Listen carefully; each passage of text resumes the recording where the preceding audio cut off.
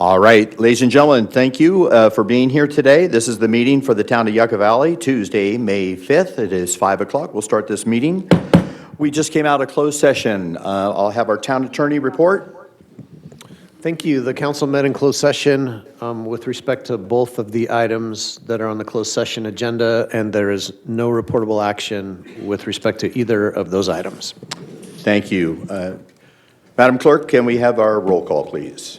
Councilmember Dennison. Here. Drodes. Here. Lombardo. Here. Mayor Pro Tem Schooler. Here. And Mayor Abel. Here. If you'll please rise, we'll have our Pledge of Allegiance. Do we have an invocation tonight? Nope, not seeing one, so please rise. I'm going to ask Councilmember Dennison to lead us in the pledge. Yes, thank you, Mayor. Please join me in the pledge to our flag. Ready, begin. I pledge allegiance to the flag of the United States of America and to the republic for which it stands, one nation, under God, indivisible, with liberty and justice for all. Thank you. Thank you.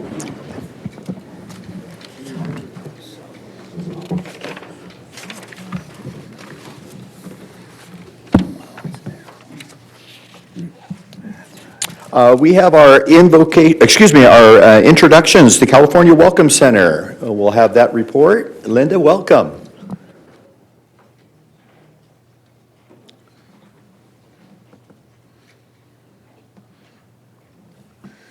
Linda Poindexter with California Welcome Center. Desert Regional Tourism Agency is responsible for the day-to-day operations of the California Welcome Center. This includes staffing, destination marketing, and managing the on-site gift shop. At our core, our primary purpose is to assist travelers in planning their experience in the region, connecting them with local businesses, attractions, and resources that enhance their stay in Yucca Valley and the surrounding Morongo Basin. We are very proud to share that we are celebrating our 25 years as a designated welcome center. Our designation was granted in the fall of 2001. We are open 361 days a year, supported by a dedicated team of staff and volunteers who assist visitors from around the world. We recently adjusted our holiday schedule, shifting our closure from Easter to Independence Day, which Easter is in the middle of our peak season, so we thought it best to remain open and close on Independence Day when it's hotter and there's not as many visitors to the area. Currently, we're operating with 8 paid staff, 5 of which are part-time. We have 8 volunteers currently. Unfortunately, 3 of those volunteers are on leave of absence, leaving us with 5 regularly scheduled. As a result, this has required additional shifts for paid staff to maintain coverage and uphold our level of service. To help offset the increased staff costs while continuing to provide high-quality experience. Whoops, too far.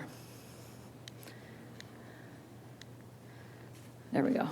Sorry about that. To help offset the increased staffing costs while continuing to provide high-quality visitor experience, we're actively seeking additional volunteers to support daily operations and guest engagement.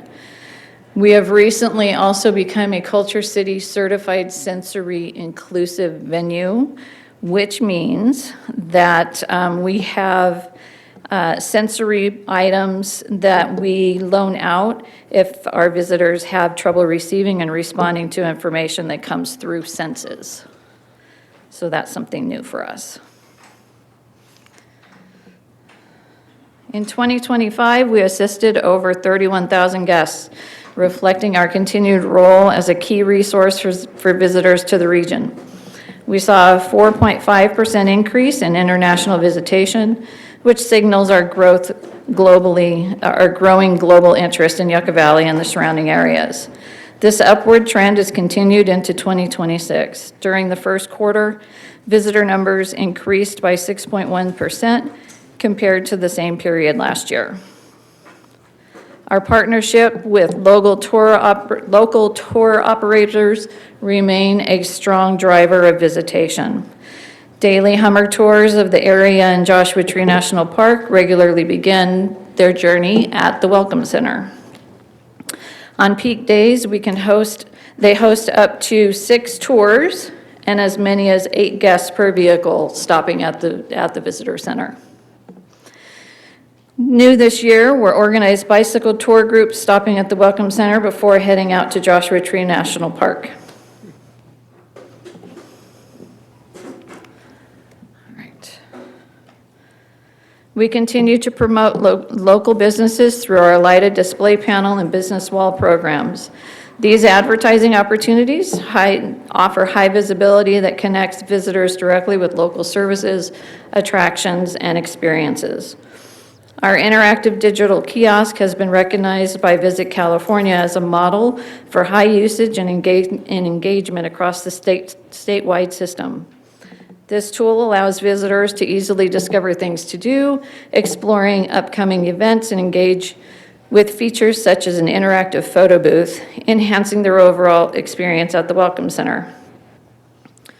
Our commitment to supporting the local economy remains a priority.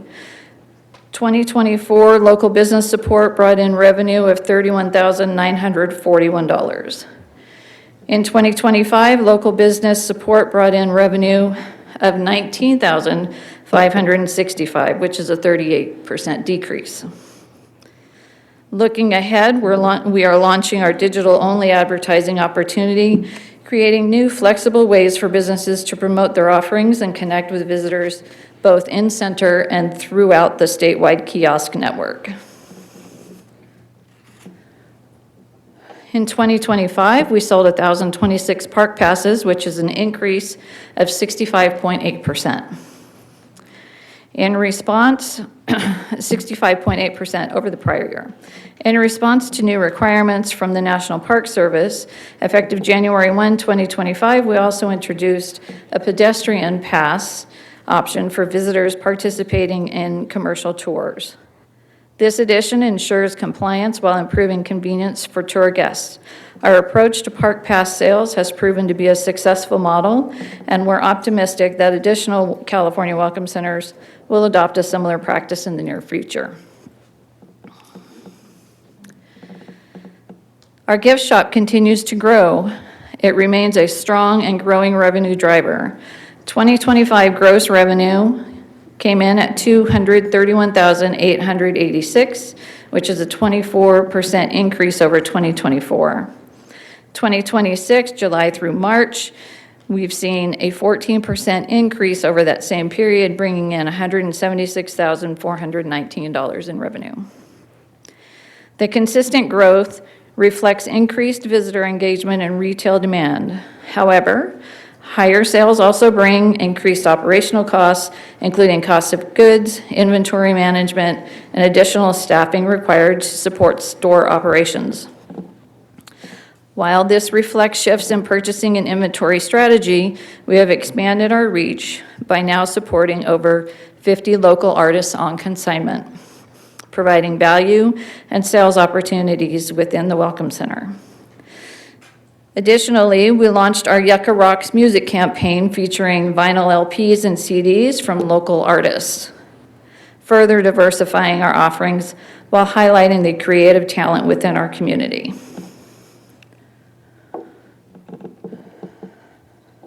We've recently launched our 8th annual art contest. Last year, we received over 50 entries for the contest, reflecting strong engagement from artists across the state. Promoted statewide, this event encourages participation from artists throughout California while introducing them to Yucca and the greater Morongo Basin. It serves as both a creative platform and powerful outreach tool, bringing new audiences into our region. The contest is designed to foster creativity and highlight the vibrant art scene in the Morongo Basin and beyond, giving artists meaningful visibility and the opportunity to connect with visitors in the local community. Submissions are currently being accepted through August 8th, with judging scheduled for the week of September 1st and winners to be announced the week of September 15th.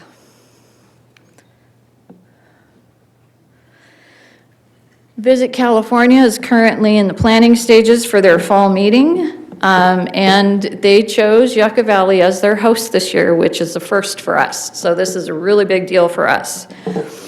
These meetings are usually held in larger cities such as Sacramento, Santa Barbara, and San Diego. This is a significant opportunity to showcase our community to the welcome centers from across the state, highlighting the unique experiences, businesses, and natural asset the Morongo Basin that makes the Morongo Basin a premier destination.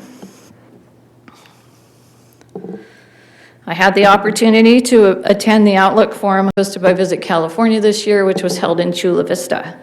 This annual conference brings together leaders from across California's tourism industry and serves as a valuable platform for sharing insights, strategies, and best practices to strengthen travel and destination marketing efforts.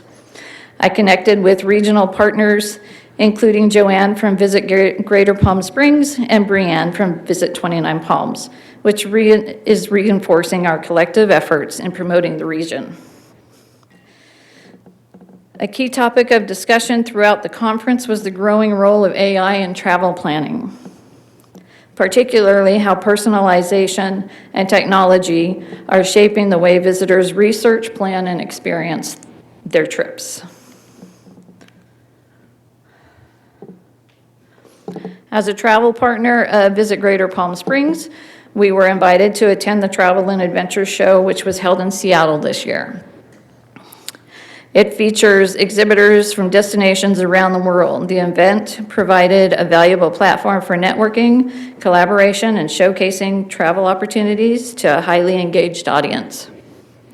Our focus during the show was to connect with the domestic travel market and promote the California desert region, from Ridgecrest in the north to Anza Borrego in the south. We highlighted the diverse attractions, events, and unique experiences available throughout the region, encouraging attendees to explore beyond the traditional destinations. A standout feature at the booth was the use of VR technology provided by Visit Greater Palm Springs, virtual reality experiences featuring immersive views of Joshua Tree National Park, the Palm Springs Oasis, and other iconic desert landmarks once again provided a major draw, capturing attention and inspiring future travel to our region. In the works. The Best California TV show hosted by Pat Pattinson will be here in June, and he will be filming, highlighting the Welcome Center's 25th anniversary. The show itself highlights standout destinations, experiences, and hidden gems across the state, bringing attention to people and places that make California unique. Through engaging storytelling and on-location features, it connects viewers with communities they may not otherwise discover. In this feature, Pat also wants to include the town of Yucca Valley's 35th anniversary, celebrating partnerships, local character, and welcoming spirit that continue to shape the visitor experience in our region. This opportunity will be invaluable.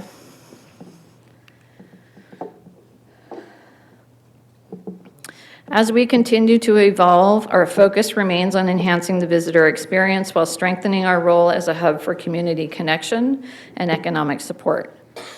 Through expanded programming such as artist workshops, live music, and author events, we aim to create more meaningful, engaging experiences for both visitors and residents. We will continue to build on the partnerships with the Chamber and regional organizations to promote the events throughout the Morongo Basin, while also growing our advertising platform to give more local businesses exposure to our visitors. Efforts to coordinate fam tours will further position our region as a must-visit destination for travel operators and their clients. We are committed to modernizing how we deliver information. We are currently in the process of redesigning our short-term vacation rental landing page on our website. Streamlined QR code access will reflect our shift toward more efficient and user-friendly digital tools. Our annual art contest will continue to expand, and initiatives like the Yucca Rocks music campaign will grow to include small live in-store performances, further highlighting the creativity that defines our community. Together, these efforts ensure that the California Welcome Center remain not only a trusted resource for travelers, but also a dynamic space that supports local artists, businesses, and the broader tourism economy. To remain a trusted resource for travelers, continue our growth momentum, retain and grow our staff and volunteers to help with increased visitor traffic and help fulfill our future plans, additional funding of $72,500 is needed to do so effectively. The largest portion of that number is staffing. Most of our paid staff is at minimum wage, which has increased 38% since 2024. Back in 2020, it was $12 an hour, and it is projected to hit $19 an hour by 2028.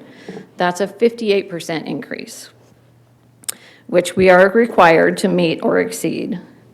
That has a real impact on our day-to-day operations and our ability to staff the Welcome Center the way we need to meet the growing visitor demand.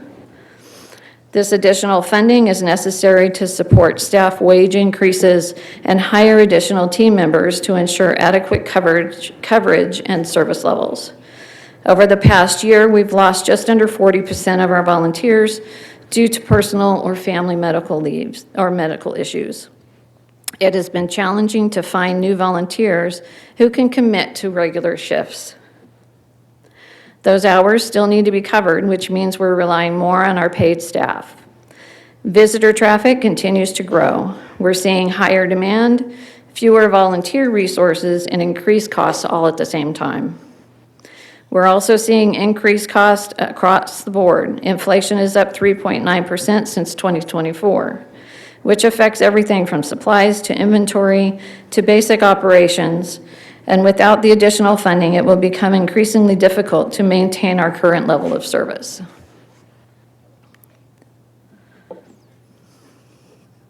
California Welcome Center's ongoing efforts reflect a deep commitment to strengthening tourism through thoughtful strategy, meaningful engagement, and consistent innovation. From expanding visitor services to participating in key industry events, we continue to position Yucca Valley as a welcoming and competitive destination. Community involvement remains at the heart of what we do. By working closely with local businesses, artists, and partner organizations, we help create a more connected and vibrant visitor experience, one that directly supports the local economy and showcases the unique character of the Morongo Basin. Looking ahead, we are focused on implementing forward-thinking strategies that enhance how we engage with travelers while expanding our presence in key markets. Through continued collaboration, new initiatives, and active participation in local, regional, and statewide efforts, we remain dedicated to promoting Yucca Valley and ensuring its continued growth as a destination. Thank you. Thank you. We appreciate the presentation. Are there any comments from the public? Everyone in the public, how many have ever been to the Welcome Center here in Yucca Valley? A show of hands? Okay, very good. If you haven't been there, it's quite amazing. They have done an excellent job in bringing in local artists as well as a lot of different gift items and so forth with the holidays coming up. It's a really great place to shop for your family members as well. So take the time, sometime as you're doing your day-to-day chores or heading through, see that it's open and just dart in there and take a look. You'll be very impressed if you haven't been there. And those that have been there before, please go back and visit again. We appreciate the presentation. Are there any council members' comments? And yes, go ahead. I just want to praise you for all the innovations and including the artists and the musicians of our community and giving them an outlet to display their stuff and sell it to the public and to bring such notoriety to our area. And 25 years is pretty commendable. That's awesome. Thank you. I was here when it started and loved every bit of it. It's fun. Well, thank you very much. You have a wonderful evening. We appreciate it. Let's give them a round of applause for being on our. Thank you. And everyone in the audience heard that they are looking for volunteers. So if you can talk to them about what that is, it's sort of exciting to be in there because you're bound to meet people from all over the world, and it's fun to share a little bit about why we love the desert and to hear the story of why they came. So it's a great way to get out and meet people and also serve your community. All right, we're going to move on to item number 2, which is the National Public Works Week, and I have a proclamation. So it is my honor to recognize National Park Work Week, which takes place on May 17th through May 23rd, 2026. This year's theme, Rooted in Service, Powered by Community, reflects the important work our Public Works team does every day, maintaining our roads, facilities, and the public spaces that help keep Yucca Valley running smoothly. Public work professionals are the backbone of our community, and their efforts may not always be visible, but they are essential to keeping our town safe, functional, and well cared for. We have some of the best public works people you will run into, and we are very fortunate to have those people serving our community day in and day out in all types of weather. Tonight, we will take a moment to recognize and thank them for their dedication and service. So at this time, I'd like our Public Works Director, Alex, to please go ahead and present. Good evening, Mayor and Council, staff, and residents of Yucca Valley. It's a pleasure to be here today as we recognize and celebrate Public Works Week for 2026. This week is about more than just infrastructure, projects, and maintenance. It's about people. It's about the dedicated individuals who work behind the scenes every day to keep our community running smoothly, safely, and efficiently. Public works is often unseen, but always essential. It's the roads we drive on, the parks we enjoy, and the system that protect public health and safety. Whether responding to emergencies, maintaining critical infrastructure, or improving the quality of life for our residents, public works professionals are at the heart of it all. What makes this work especially meaningful is the commitment and pride our team brings to it. These are individuals who show up early, stay late, and step up when challenges arise. Often without recognition, this week gives us the opportunity to change that and to say clearly, your work matters and it does not go unnoticed. As we look ahead, the role of public works continues to grow, from addressing aging infrastructure to adapting to new technologies and environmental challenges. The work is becoming more complex and more important than ever. It takes coordination, innovation, and strong leadership to meet these demands. And I'm confident in the people we have doing this work. I also want to emphasize the importance of teamwork. Successful public works projects do not happen in isolation. They require collaboration across departments, with partners, and with the community. When we communicate and coordinate effectively, we deliver better results to everyone. To all public works staff, thank you for your hard work, your professionalism, and your dedication to serving the public. You are the backbone of our community, and we are better because of what you do every day. Let's continue to take pride in our work, support one another, and strive for excellence in everything we do. Thank you, and happy Public Works Day week.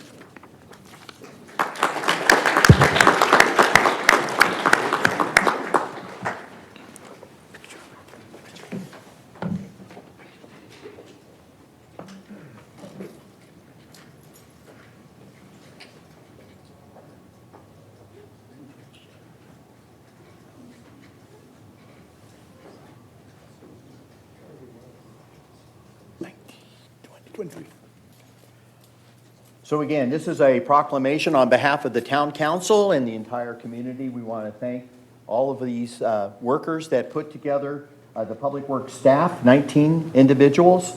And this is a proclamation stating that May 17th through the 23rd is the National Public Works Proclamation. We recognize all the work that has been done for our community on behalf of the Town Council. Mayor Abel presents it on this day. Thank you, sir. Appreciate it. Thank you.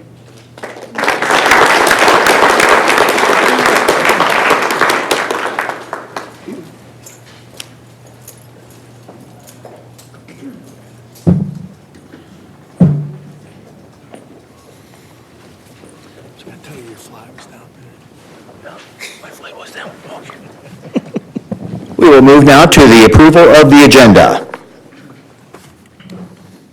Mayor, I'd like to go ahead and approve the agenda as presented. I'll second. We have a motion and a second. If there's no further discussion, roll call, please. Councilmember Dennison. Yes. Rhodes, Yes. Lombardo, Yes. Mayor Pro Tem Schooler, Yes. and Mayor Abel. Yes.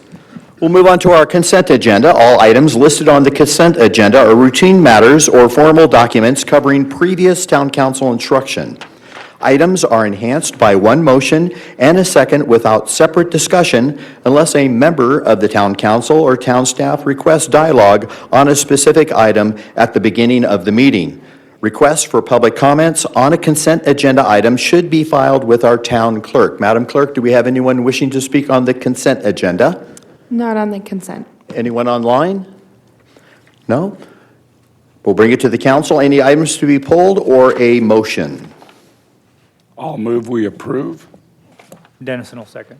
A motion and a second. Roll call, please. Councilmember Dennison. Yes. Rhodes, Yes. Lombardo, Yes. Mayor Pro Tem Schooler, Yes. Mayor Abel. Yes. Thank you. We'll move on to item 12, approval of a new postal machine lease. That was part of your was consent on- agenda. Oh, I'm sorry, went all the way to 14. Okay, excuse me. Number 15, We'll yeah. move on to public hearing. Assembly Bill 2561, we'll open a public hearing. All right, thank you. Good evening, Mayor and Council. This is your annual report for vacancy recruitment and retention, and I've got control, so I better move it forward. The recommendation from staff is the Town Council receives and files the summary of Assembly Bill 2561 following the public hearing. Just as a refresher, this was legislation that was approved by the governor back in 2024 that amended the Myers-Milius Act to create a new obligation, sorry, I've got a tickle in my throat, for public agencies to address the status of vacancies publicly. The Myers-Milius-Brown Act was established in 1968. It governs the labor management relations in all government employment fields. It applies to cities, counties, and most special districts. Although there were items within the bill that do not directly apply to the town, we are required to provide the information to council regarding vacancies at least once per fiscal year.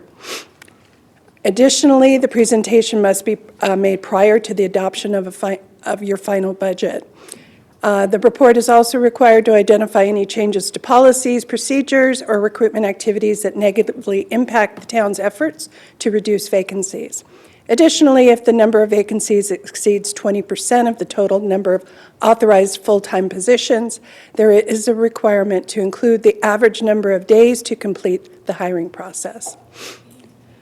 This slide shows the current budgeted positions. For full-time, we have 55.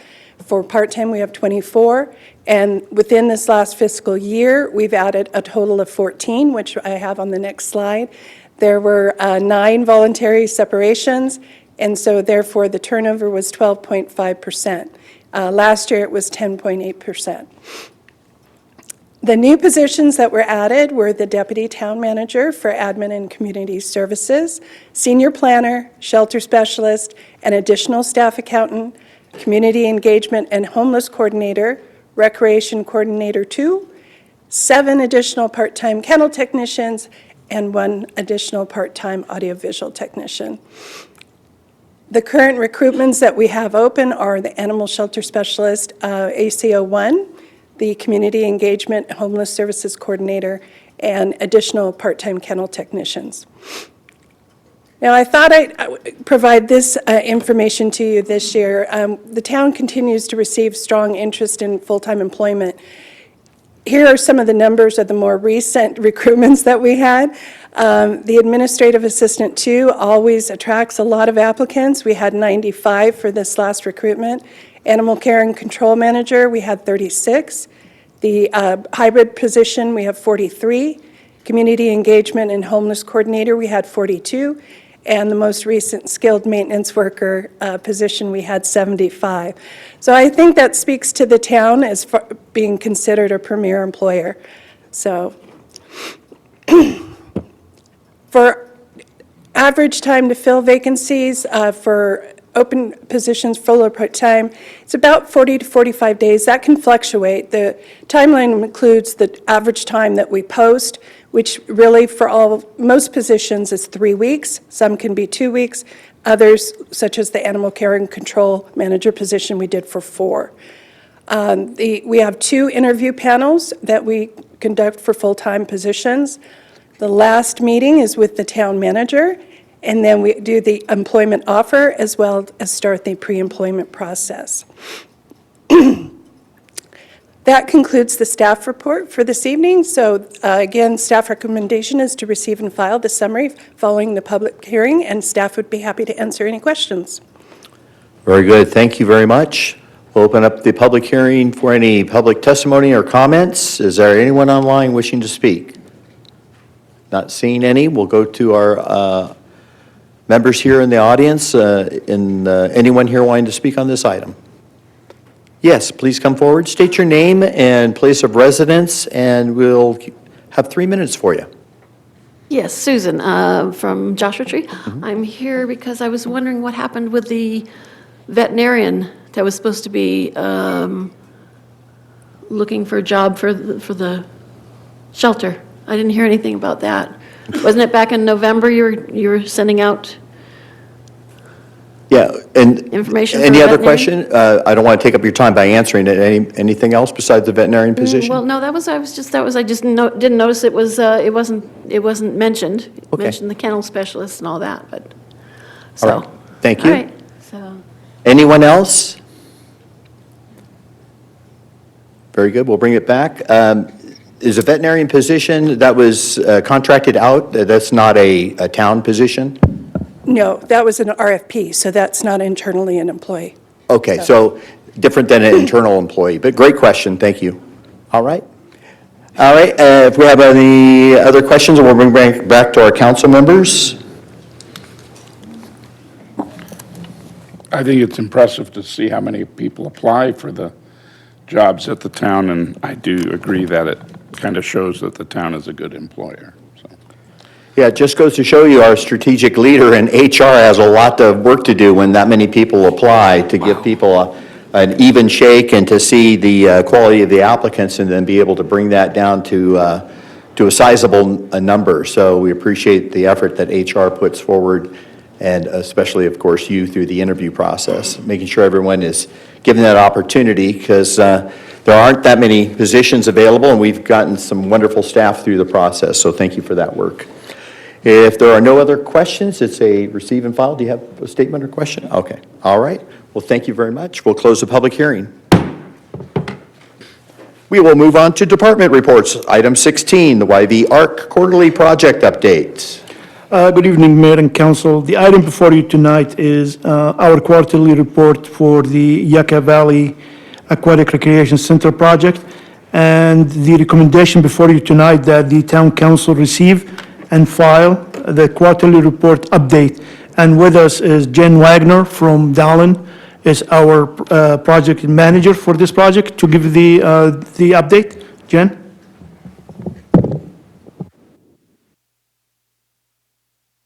Oh, got to unmute her. Yeah. There we go. Yep. Can you guys hear me okay? Yes, thank you. All right.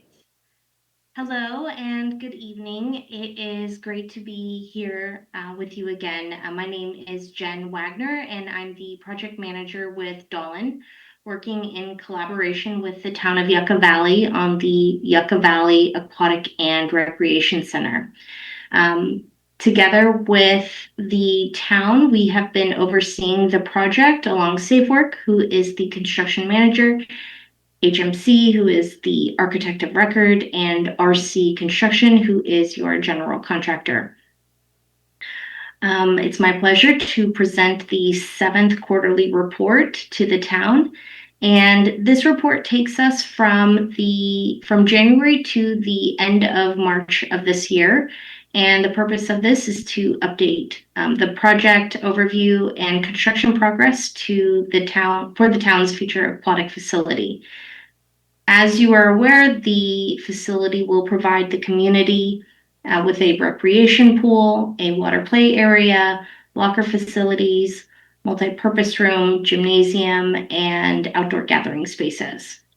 So from January through March, construction continued to make steady progress. Since the last report, no additional delays have been issued, so the anticipated end of construction date is September 21st.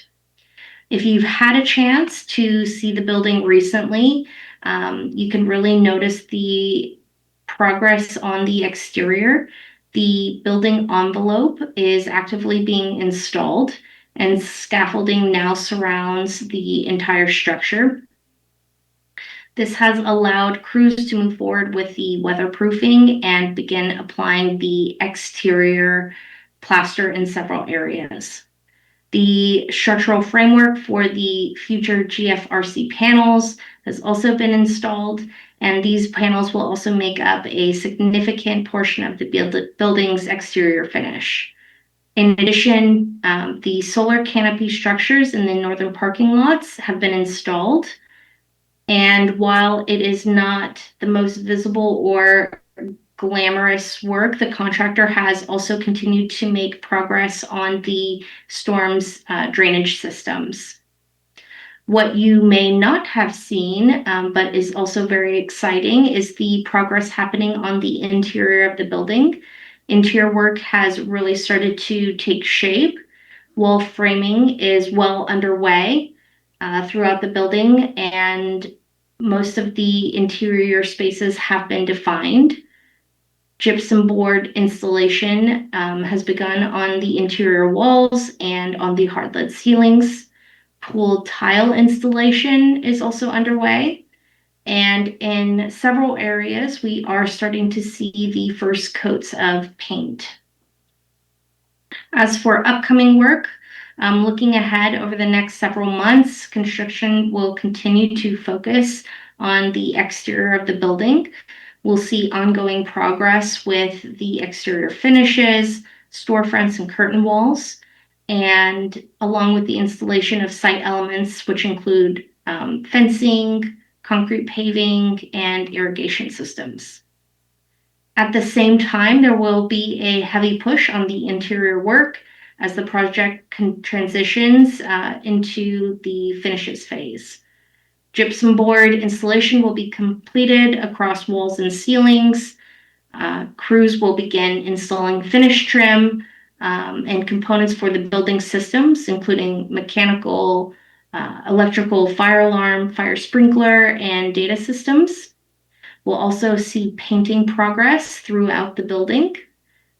Tile installation will continue in key areas such as the natatorium and in restrooms. And lastly, another major item will be the tour of the pool deck in the natatorium. So let's take a look at some of the photos. You can go to the next slide. So here we are looking at the front of the building, and the white that you see on the building is the weather barrier. This layer is under all of the building finishes and provides protection to your building from the elements. Next photo. So next, we are looking at an area in segment B that has received the exterior plaster scratch coat, which is the first layer of the 3-part plaster system. Next photo. And here we are looking at an interior shot where we see the gypboard is taped and mudded. After this, the drywall finish will be applied to make a nice, smooth, continuous surface. Next photo. And here we are looking at the natatorium. We see a lot of metal framing here, which is the framing for the soffit and some of the walls beyond. We also see the pool tiles starting to get installed here. Next photo. And staying in the natatorium, this is on the opposite wall, we see the first coat of paint. Can continue. And lastly, at the exterior, we have the solar canopy structure that I mentioned in the parking lot. We can go to the next slide. And here we are looking at a time lapse from the beginning of construction to where it is today.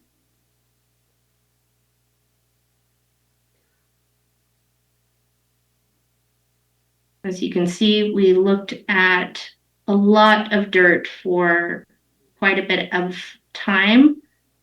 There we start to see the foundations, slabs. Things will start to get vertical with the block walls.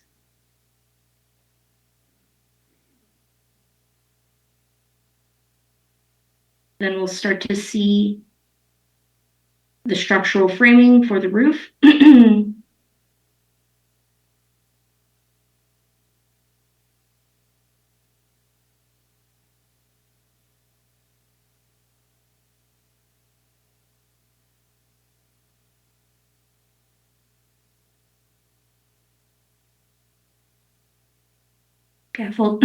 Scaffolding is going up. We start to see some of the framework for the exterior start to go up.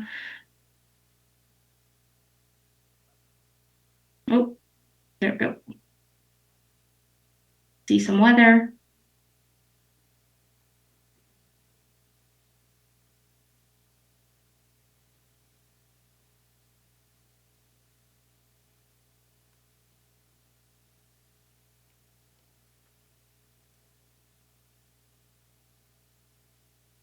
And a lot of the work now is starting to occur on the inside where we can't see, but you can see that it's all starting to come together.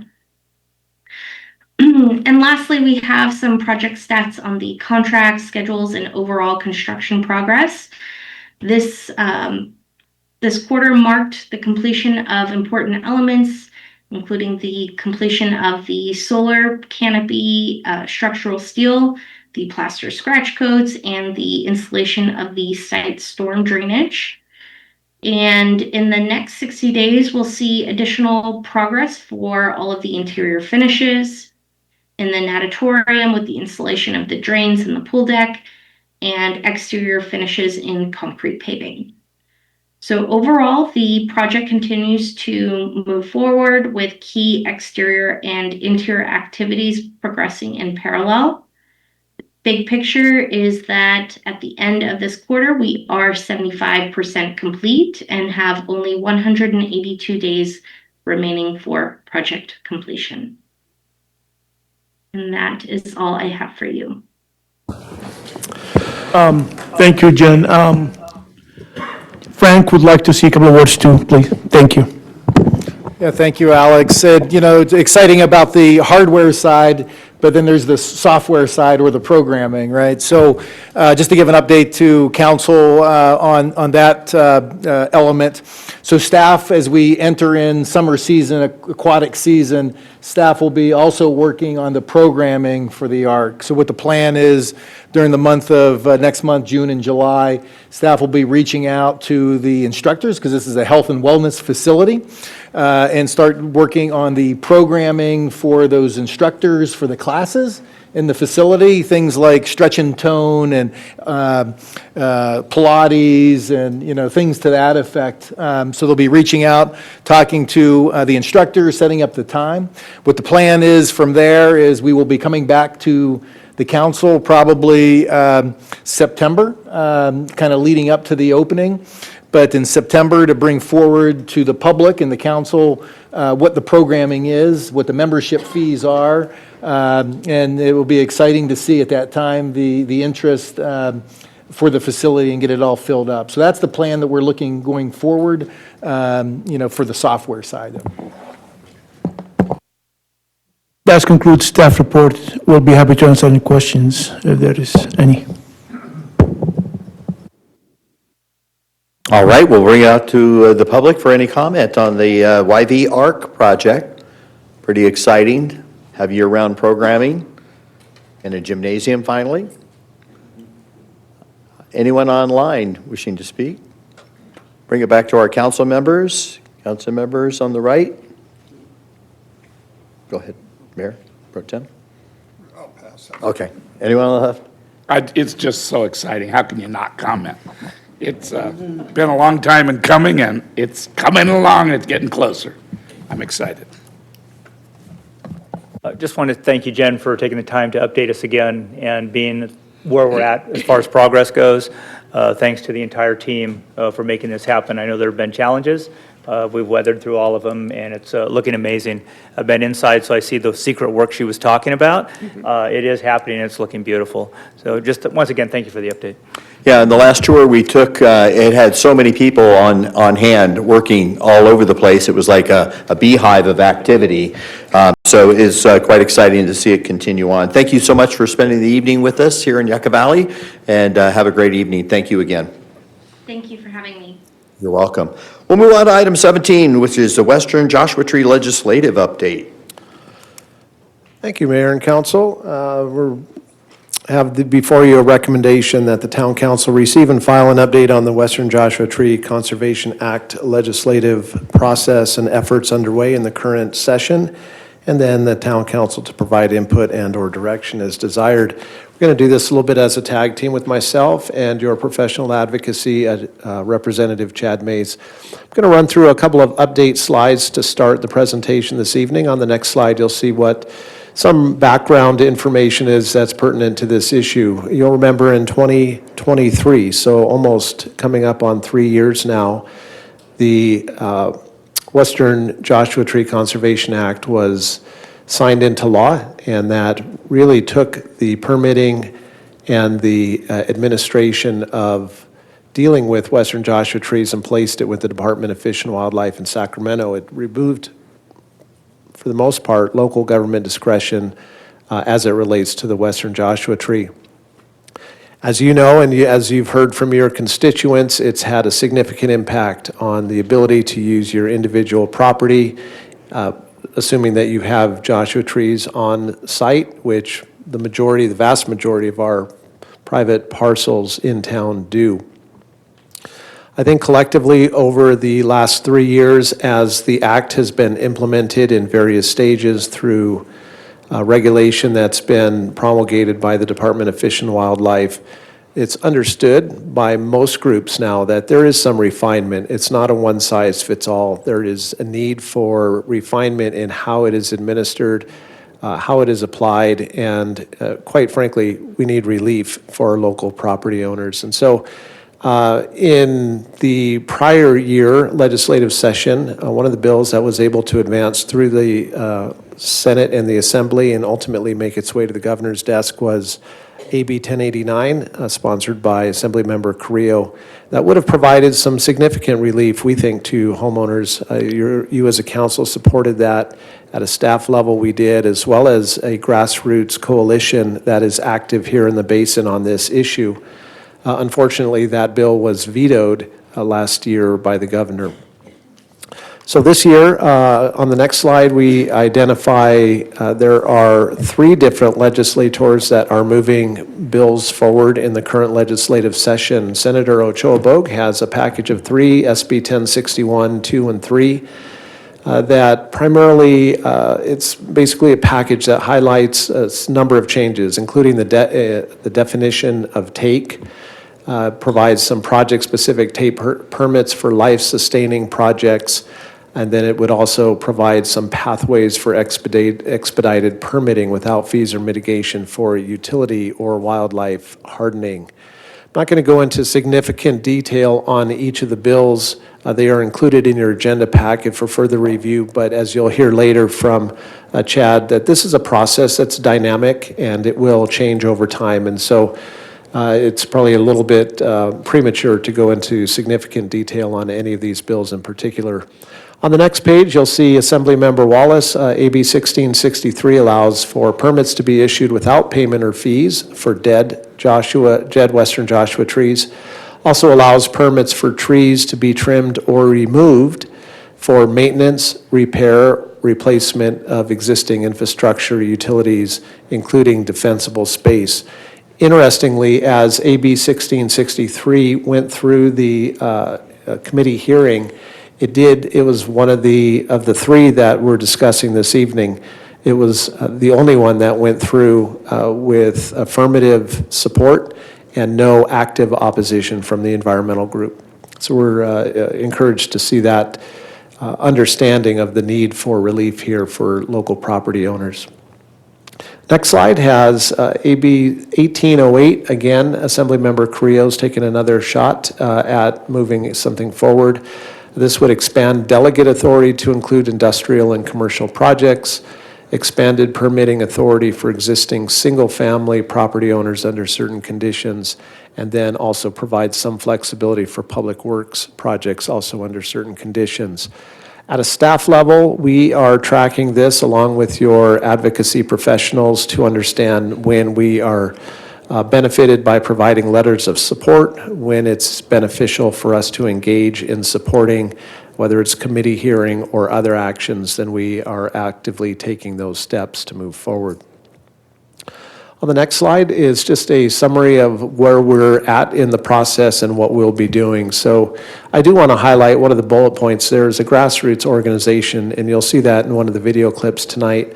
You do have an active group. Maybe many of you are familiar with Alex Mackey and some of the others, Madeline Lavoie, a number of folks, Art Miller, in the community that are trying to understand how best to support reasonable change that would assist our local property owners while still supporting the overarching conservation of the Western Joshua tree.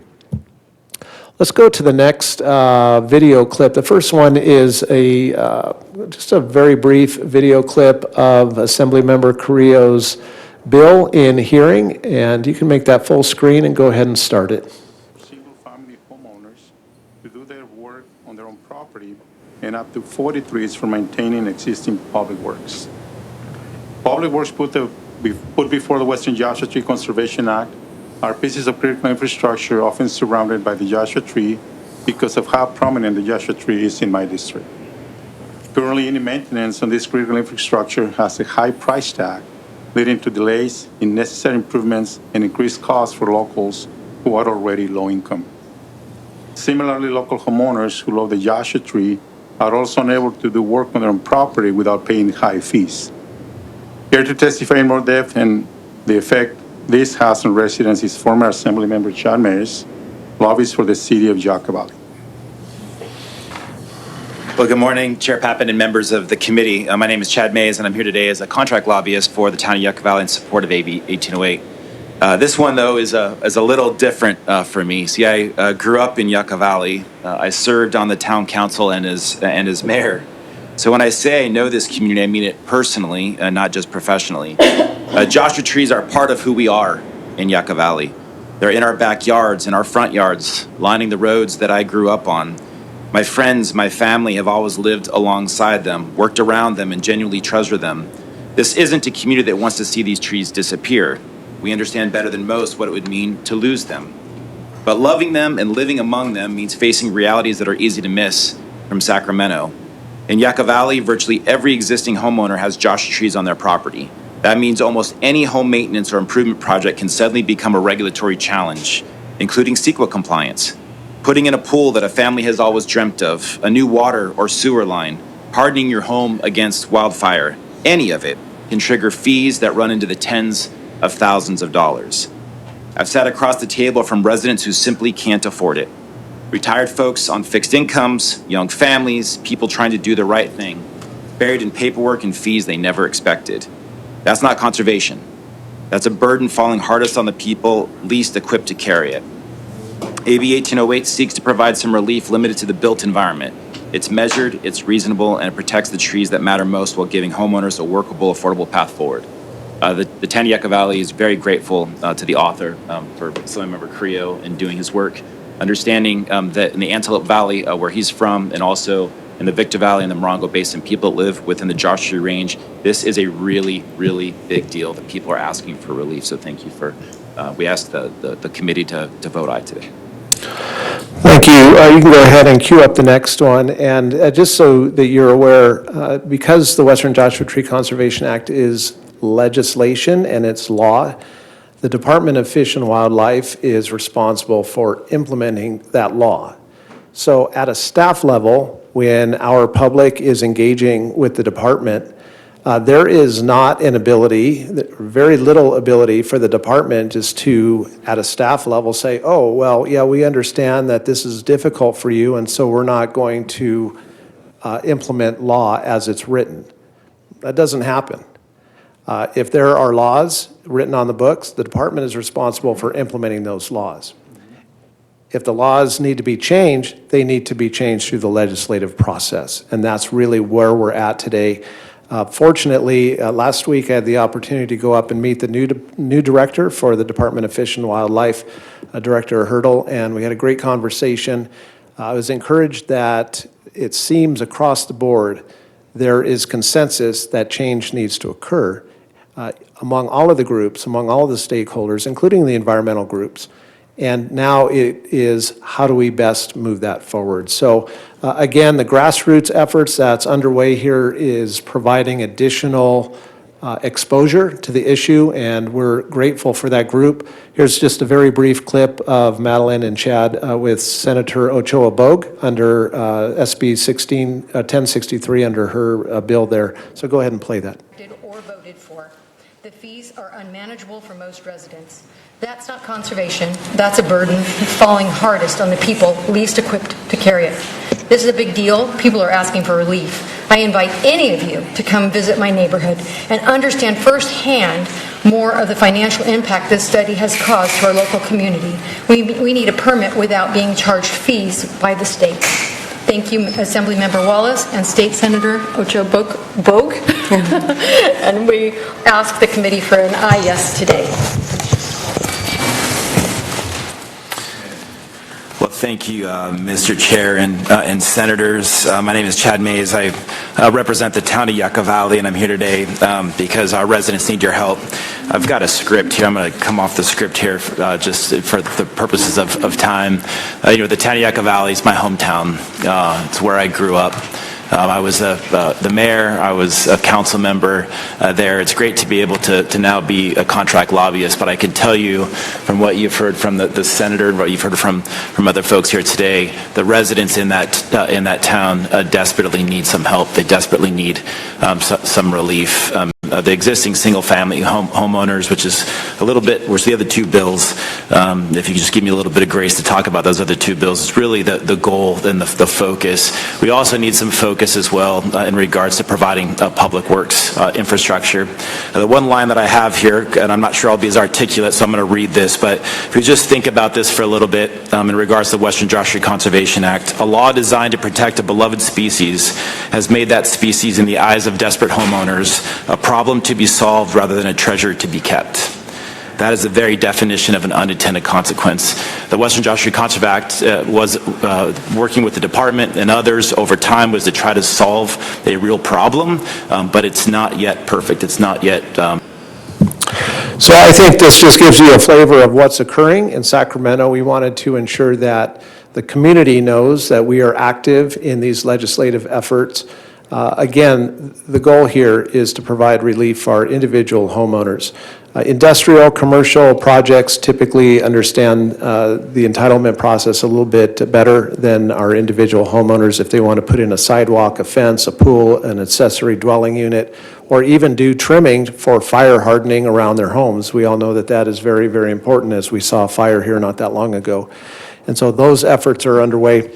I'm going to turn the discussion over to Chad just for a few minutes to talk about next steps in the legislative process to be able to provide a little bit more guidance on how that will advance in the upcoming weeks. So Chad, thank you for joining, and I'll turn it over to you. Well, thanks, Curtis. Mr. Mayor, council members, it's good to see you. I got to tell you, it's a little weird seeing me on TV with these glasses. This is a fairly new thing for me. I don't need them, but I can't see without them. So again, sort of fascinating to watch me in committee with them on. So we've got 4 bills alive. The presentation had 5 bills. Senator Ochoa Bogue had 1061, 1062, and 1063. At that committee hearing, 1063 did not move forward in Senate Natural Resources, but 1061 did, as well as 1062. And then in the Assembly, you've got Assemblymember Wallace's bill and then also Assemblymember Carrillo's bill. And I think the thing to point out is that we have 4 bills from legislators that represent communities within the western Joshua Tree Range.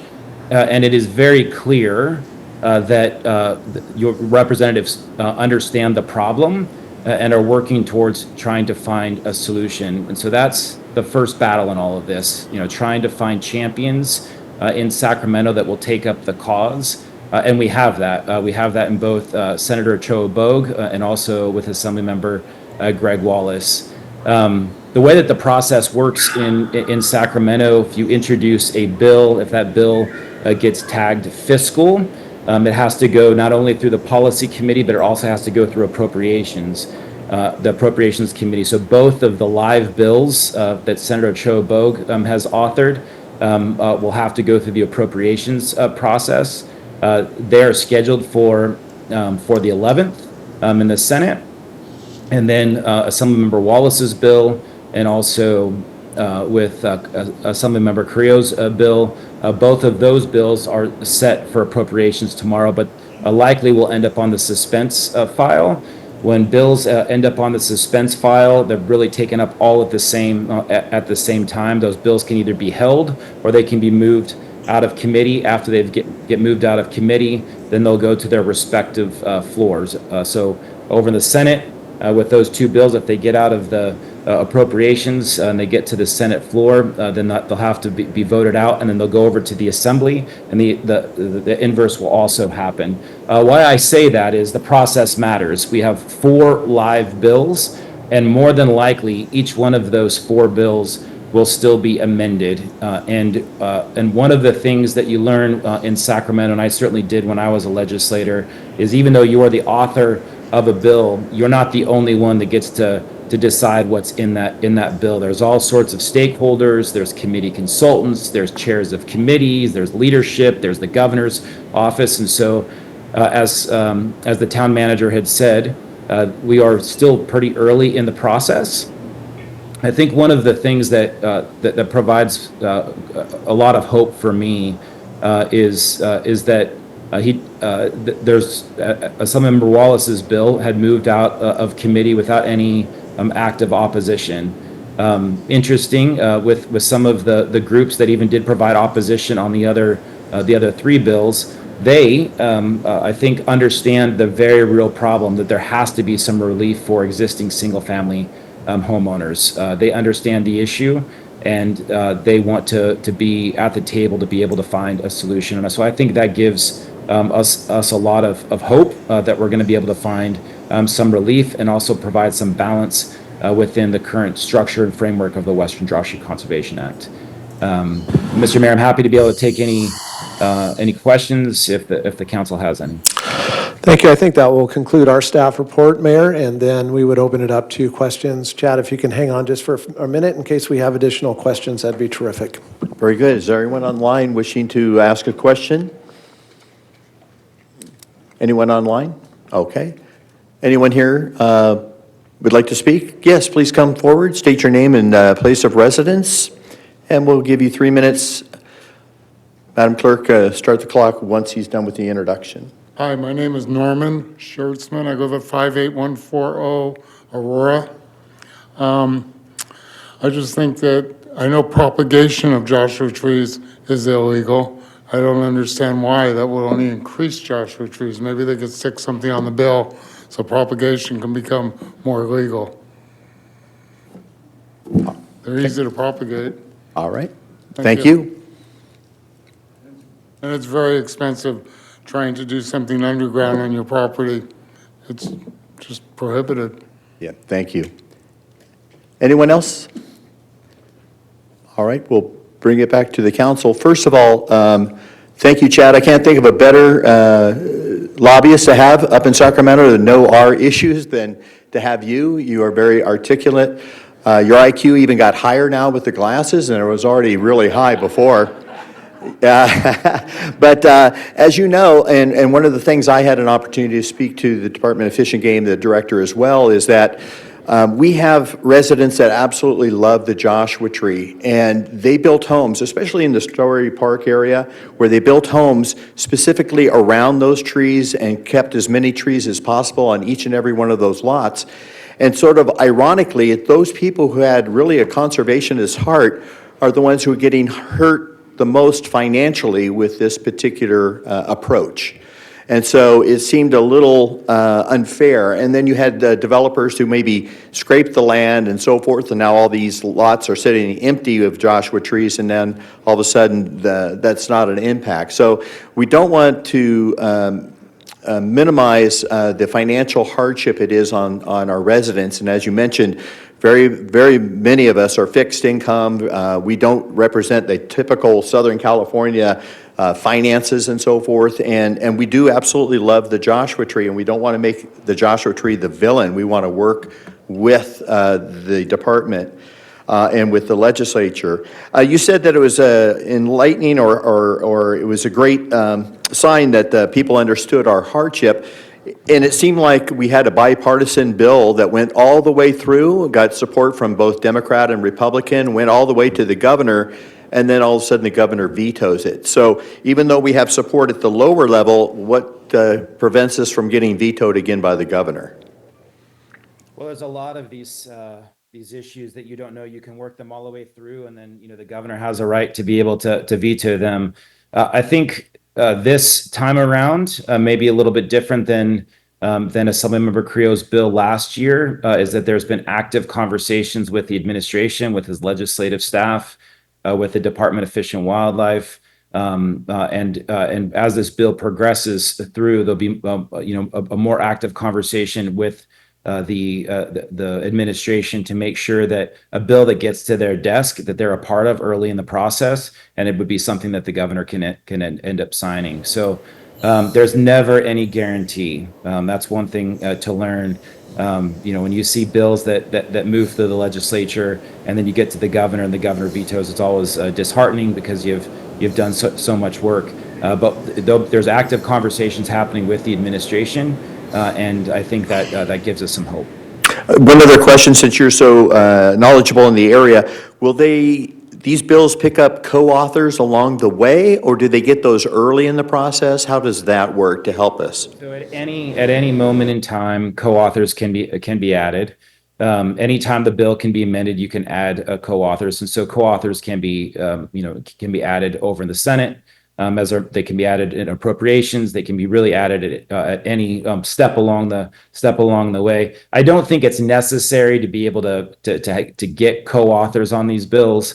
The other thing I think is great to note is that because you've got 2 bills over in the Senate or 3 bills over in the Senate, and then you've got the other 2 bills that are over in the Assembly, both committee consultants on both sides have already studied this issue. They understand, they've heard from folks. And because of that, that they're more inclined to want to try to come to some sort of a solution. And so I think that's, that's a good step forward. Yes, Councilmember Rhodes has a question. Hi, Chad. How are you? Good to see you. Good. I just have a quick question. How long is this process? In other words, the election in November, we will have a new governor. Could this be after that, whoever's elected? So this is the second year of a two-year legislative session. And so any bill that is currently active will have to get through the Assembly, and then will have to get through the Senate, or the inverse is true. And then it will go to the governor's desk. If the governor signs it, it'll go into law January 1 of 2027. If none of these vehicles are successful along the way, then we'll have to start the process all over. I think it's incredibly clear with the Western Joshua Conservation Act that it is not a perfect piece of legislation. In a lot of ways, it was rushed through a budget trailer bill. I think the department and other stakeholders were trying to do the best that they could, but sometimes with the legislative process you call the sausage making, you get it wrong. So my hope is that this year that we will be able to work with all the stakeholders, including the opposition and the environmental groups, to be able to come up with some meaningful relief. And if we don't get it right this time, then we'll be able to try to make it right in future years. And I think that needs to be the task before us. I don't want to, want to set expectations that somehow this year we're going to go back to where the Western Joshua Conservation Act didn't exist and that it wasn't going to be a candidate species. That is not reality. That is not going to be the case. But can we get some relief for our existing single-family homeowners? I think that we might be able to do that this year. I'm hopeful. Thank you. Councilmember Dennison. Yeah, thank you, Mayor. Hello, Chad. Thank you very much for your work in Sacramento. It was nice to see you with our Senator Ochoa Bo there, and also residents from the town speaking on that in 1061 and 62. Moving forward, is there still some consideration on the provisions of 63 to still be heard, or is that ended on that journey? It's 1063, the life-sustaining infrastructure, that bill has been is held in committee. So the bill didn't get the requisite votes. It didn't have the support of the chair, so that bill did not move through. So the only two bills are 1061 and 1062. Okay, and the work that Assemblymember Wallace has done also, that seems to address a lot of our issues too, so I'm very thankful to see some work there. My main concern has always been the cornerstone of safety in our town, certainly with recent wildfires, even in Yucca Valley just a couple of weeks ago. Those are the things that we really want to be able to do that defensible space around our homes. So those comments that I saw you with our other leaders was very welcome. So thank you for keeping that insight for us. All right. Hi, Chad. It's good to see you again. Thank you for the hard work. The glasses are a good look for you. I don't know about that. I don't know about that. Catching up with us old folks. Yeah, it happened fast. Yeah. Just want you to be encouraged and keep pushing hard. You're representing Yucca Valley very well, and we want to see this happen. We really do. So pull any trick you can. Get it going. Okay, thank you. Well, that concludes it. Thank you so much for spending the evening with us, Mr. Mays, and you have a wonderful evening, and we thank you again for always representing the town and really sharing the heart of the people of Yucca Valley. So thank you again. Yeah, good to see all of you. Thank you, Mayor. I just want to highlight and again thank the Grassroots Coalition that's also doing work. You saw them representing the town up in Sacramento as well, so we're grateful for their work to keep this on the front burner for the department and the legislators.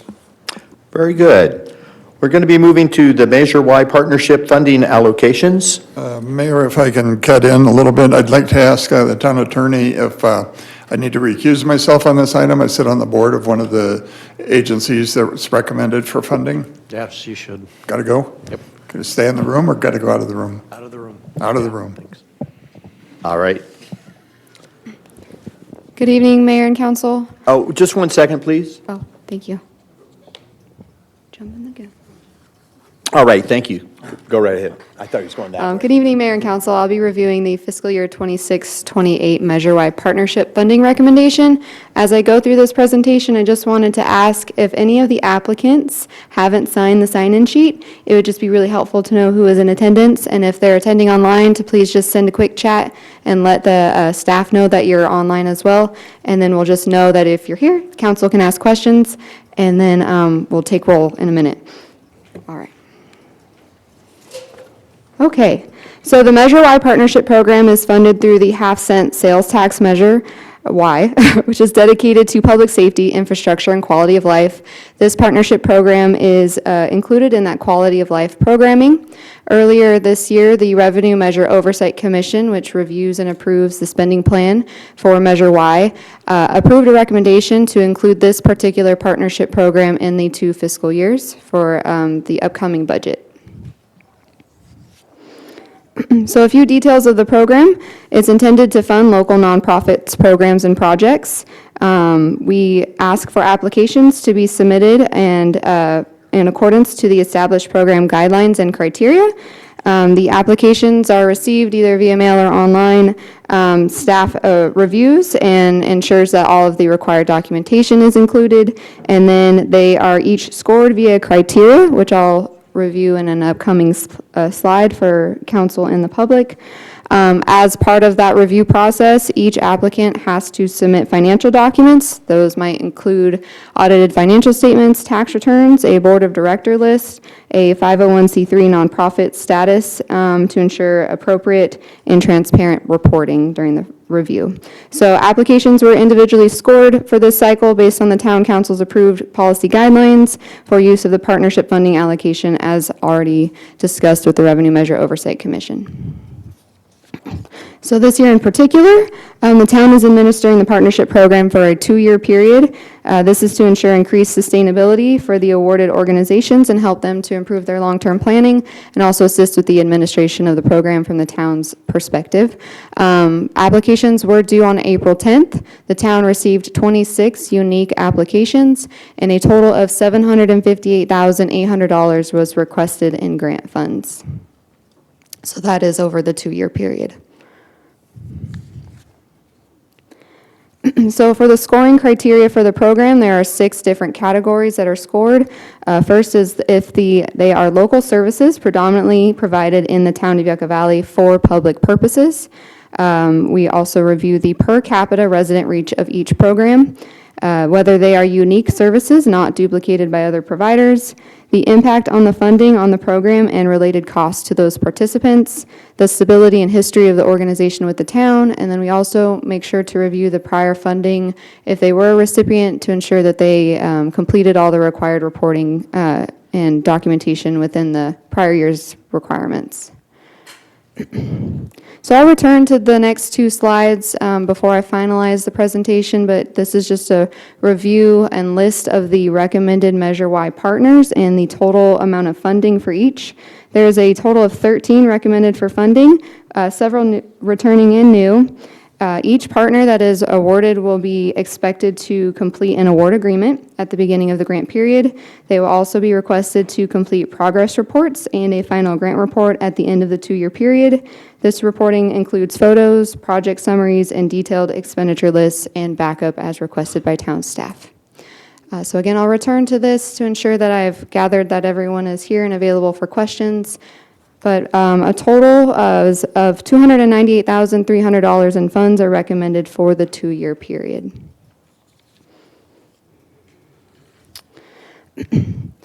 So just a quick review of next steps. Town Council, the next opportunity for funding for the Measure Y program is intended to be released in February 2028 for another 2-year period.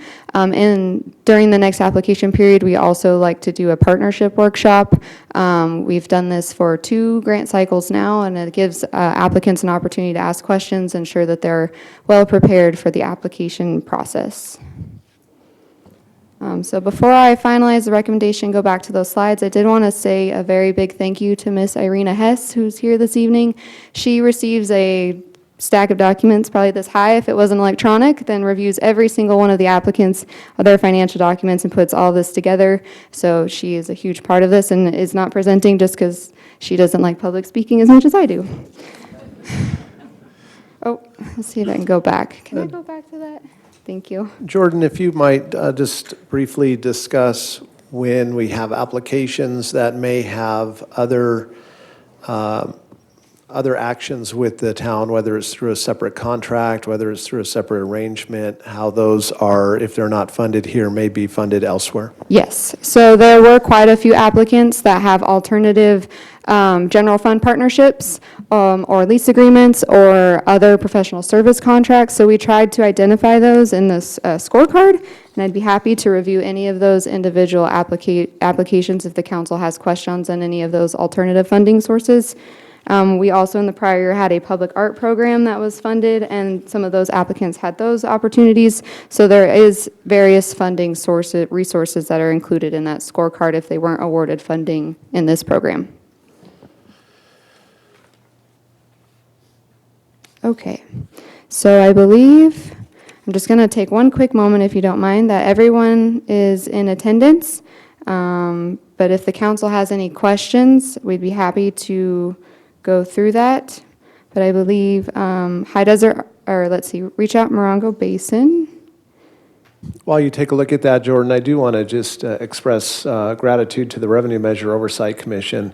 You'll remember back when we were considering Measure Y, one of the objectives of quality of life was how do we leverage those funds to better serve the community? And these organizations really have found a way to take relatively limited resources, but expand them and expand the programming and expand the services that are available in our community, and they do that through their nonprofit organizations. So while the increase is substantial from 100 to 150,000 per year, 300,000 for the 2-year period, it is providing services that the town cannot provide, and that these nonprofits are able to provide much more reach than if they were not available. Okay, yes, everyone recommended for funding is in attendance. There are also other applicants that are in the public as well. I can't figure out how to go backwards. The little button? Oh, thank you so much. It's a new clicker.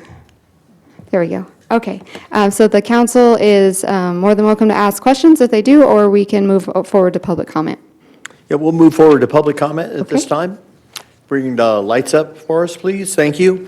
First of all, if you're here representing a partnership or an applicant for partnership funding or here to support them, would you raise your hand so we can see who's in the audience? Okay, well, thank you. First of all, as our town manager said, the nonprofit organizations in our community are wonderful blessings, and the work that you're able to do really does take those dollars and stretches them far beyond what the town could do. And of course, we don't have the capacity to reach those people that you're reaching. So the Measure Y funding is extremely important to us because we are making you the stewards of that money to see it really multiply and go into the residents and serving our community.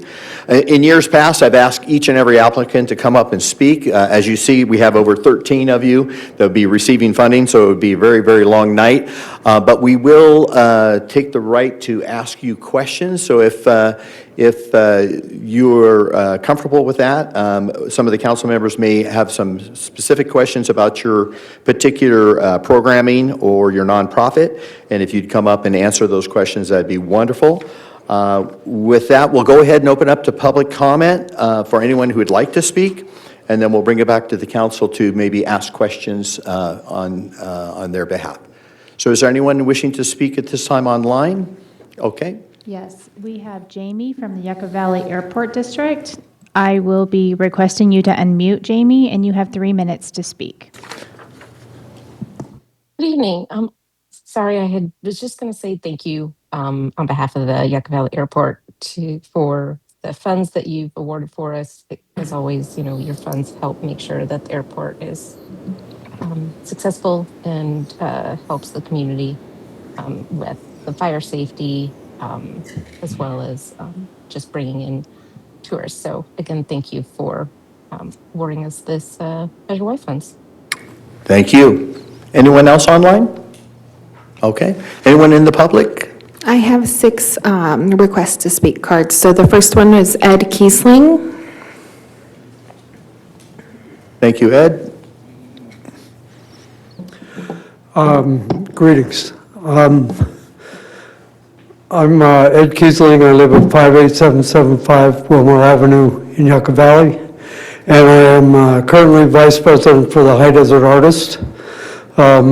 We, first of all, would like to thank the town for the past grant that you gave us for Measure Y. It really helped us get through this last year with classes, and we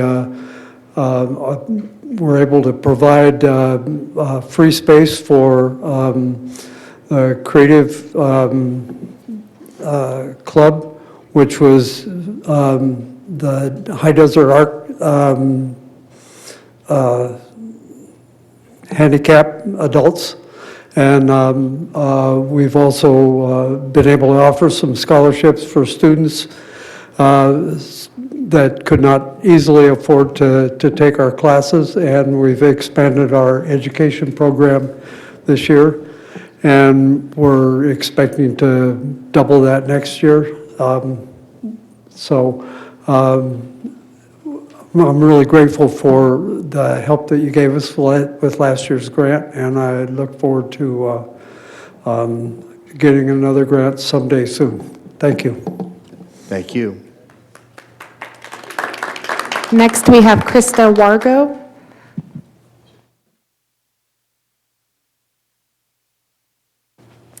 Greetings. Hello.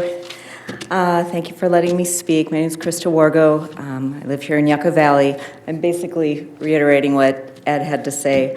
I'm a retired MBUSD teacher. I taught for 25 years in the district.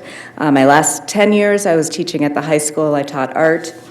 And I retired in 2022, and eventually I realized I really missed teaching. Imagine that. So for the last year and a half, I've been teaching at the High Desert Artist Gallery. It's an art center, and it not only provides space for local artists to display and sell their work, but also provides art classes for the community.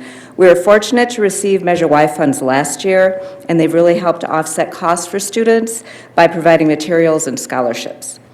People who otherwise would not have been able to take art classes have been able to thanks to those Measure Y funds. The HDA Art Center will be celebrating its 2nd anniversary in June, and we're grateful for past support. It is our hope that we will be able to obtain funding again so we can continue to offer affordable art classes to the Yucca Valley community. Okay, thank you very much. Thank you. Our next speaker. Garrett Kenry.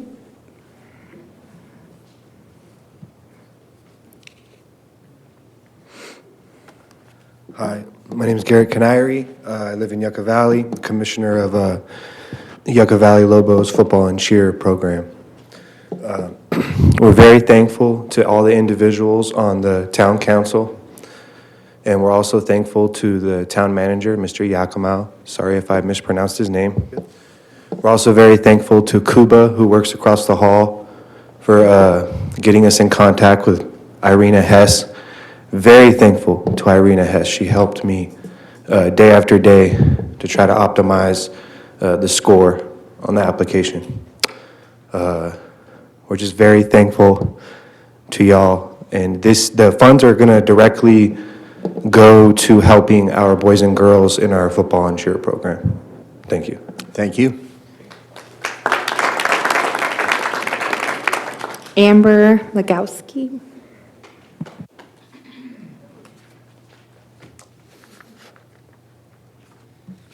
Good evening, Mayor and council members and beautiful people of Yucca Valley. My name is Amber Legowski. I am a resident of Yucca Valley. I am the founder of the High Desert Memory Recreation Center, which is an affiliate of the Basin-Wide Foundation. But most importantly, I am an advocate for a population of people who cannot advocate for themselves, and that is seniors living with dementia and their caregivers. We are developing an adult day program designed specifically for individuals living with dementia and Alzheimer's disease. This program aims to provide a safe, structured environment where participants can engage in meaningful, dignified, dementia-tailored activities during the day while their caregivers are able to work, find respite, and sustain their roles without compromising safety or income. The need for this program became very clear through what we were already seeing in our community. Over the past year, we have seen multiple silver alerts issued for missing seniors with dementia in our area. Tragically, not all of those individuals were found safely. At the same time, caregivers are navigating one of the most demanding conditions without access to local daytime support. When I researched available resources in Yucca Valley and the greater Morongo Basin, I found that there was nothing. And there is no dedicated adult day program or any other resources of that sort for people living with dementia or their caregivers. And that leaves caregivers with very few options. What this program offers is a proactive solution. Research consistently shows that when individuals with dementia are engaged in structured, meaningful programming, behaviors such as wandering and agitation are significantly reduced. Programs like this is not just supportive, they are preventative. We are seeking support through the Measure Y to help bring this critical service to Yucca Valley. As a matter of fact, there are several caregivers in the building right now who stand behind this project. Any amount of support really helps get this project off the ground. And I believe that we are all aligned in wanting what is best for our seniors and the caregivers who support them every day. This is an opportunity for us to turn that shared priority into something tangible for our community. When we support caregivers, we protect our seniors. We strengthen our families and we invest in the well-being of Yucca Valley as a whole. Thank you for your time and consideration. Thank you. Lisa Baldwin.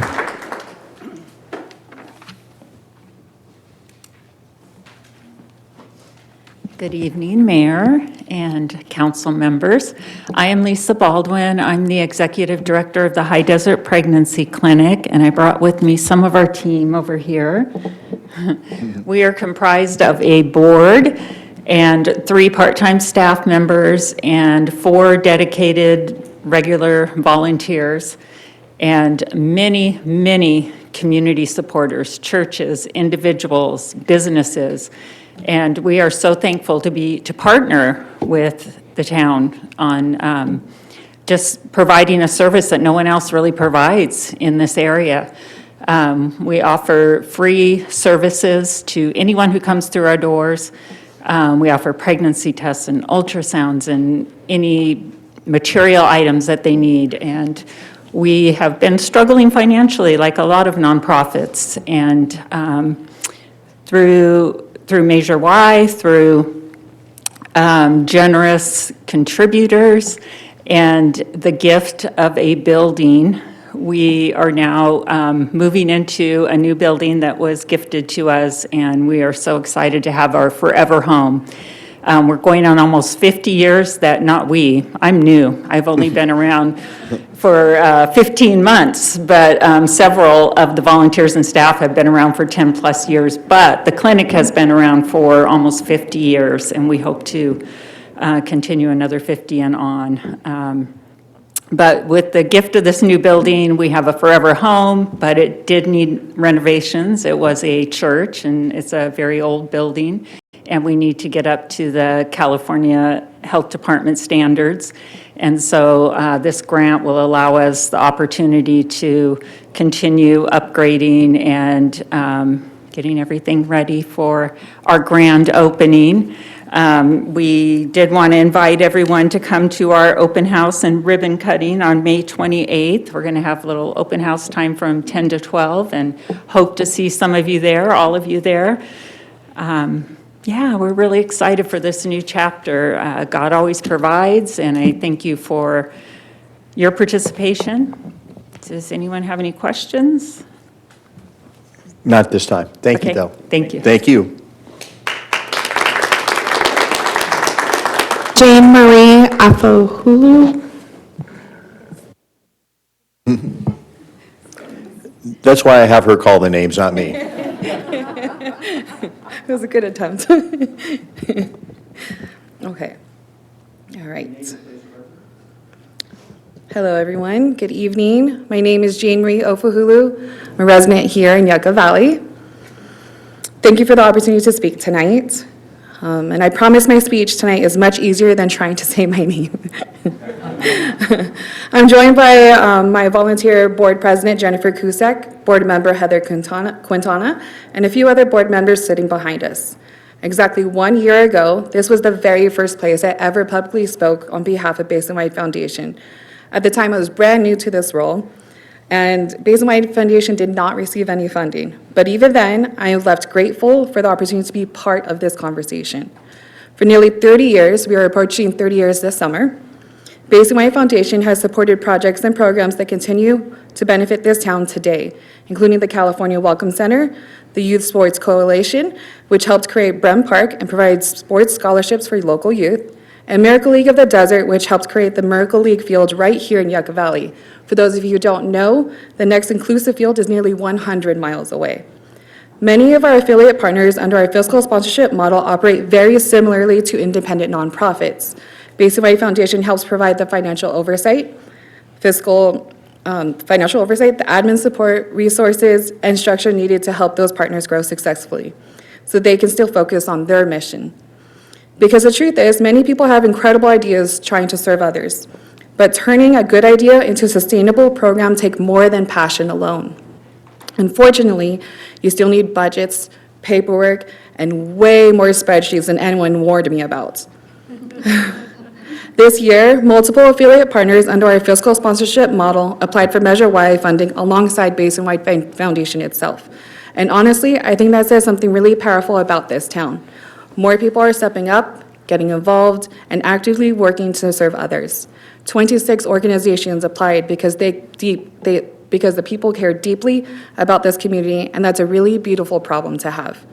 Tonight, I want to sincerely thank the town council, the town staff, and especially the Measure Y Committee for believing in Basin White Foundation and for recommending this investment into our organization and our work.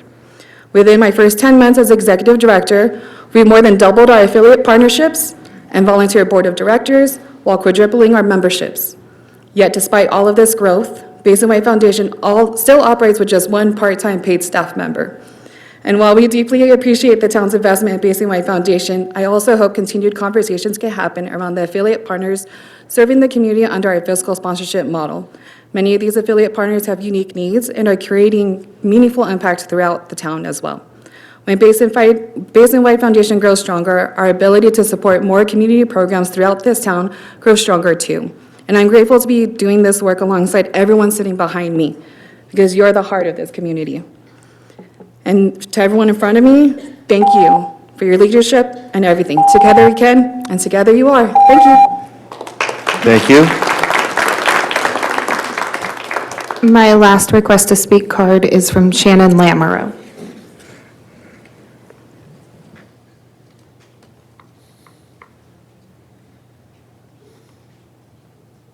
Good evening. Thank you guys for all that you do for our town and our community. My name is Shannon Lamoureux, and I'm the owner of Starstruck Dance Studio, a proud 20-year business here in Yucca Valley, as well as the president of Morongo Basin Competitive Dance Teams. We are incredibly grateful to the town of Yucca Valley for the generous funding we received this year. From the bottom of our hearts, thank you for believing in our dancers and supporting the arts in our community. We see firsthand how opportunities in dance positively impact our students through unforgettable experiences, personal growth, confidence, discipline, teamwork, and inspiration for their futures. This funding will allow us to continue expanding our program, include even more children in our community, and hire professional instructors who actively work in the dance industry to help mentor and inspire our students. As costs continue to rise, it becomes more and more difficult for many families to afford these incredible opportunities. Because of the town's support, our dancers will be able to attend master classes, participate in dance camps, continue competing, and gain experiences that truly shape their futures. We would also like to give a special thank you to Irina for all of her help and support throughout this process. On a very exciting note, one of our dancers, Gianna, who grew up dancing at Starstruck Dance Studio, auditioned today for Broadway's Wicked. She made it all the way to the final cut. Wow. The last 10 dancers selected. Although she was not chosen for the role, she wanted us to express her gratitude tonight as she was unable to be here because she just finished her audition.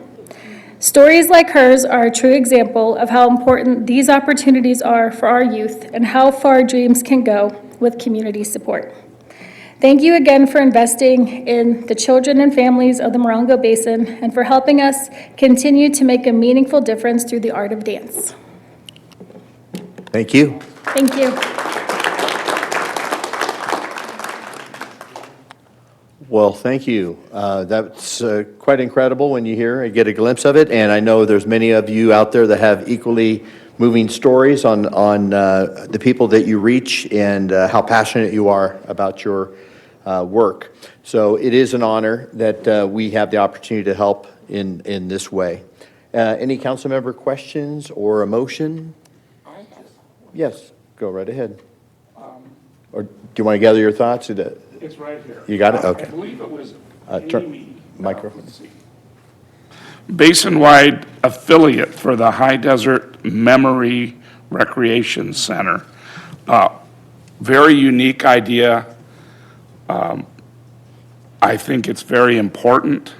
I noticed that we did not fund it. It's funded through, was it Amy? Was it Amy that was talking about that? Can you come up to the microphone and I have a question for you. Howdy. How are you currently funded and how long have you had your program operating? So we are doing fundraising events currently, and I am actually an affiliate of the Basin-wide Foundation. They act as my fiscal sponsor. We borrow their 501c3 while we operate our program. Okay, so you're fundraising under Basin-wide. Yes. Are you operating currently? No, we're in the development phase right now. Okay.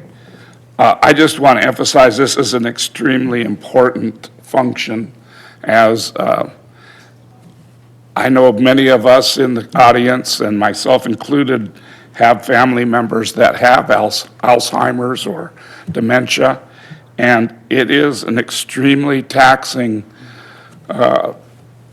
problem to go through with your loved ones, and the daycare kind of thing that you offer is very much needed, and as you mentioned, nothing available in our area anywhere.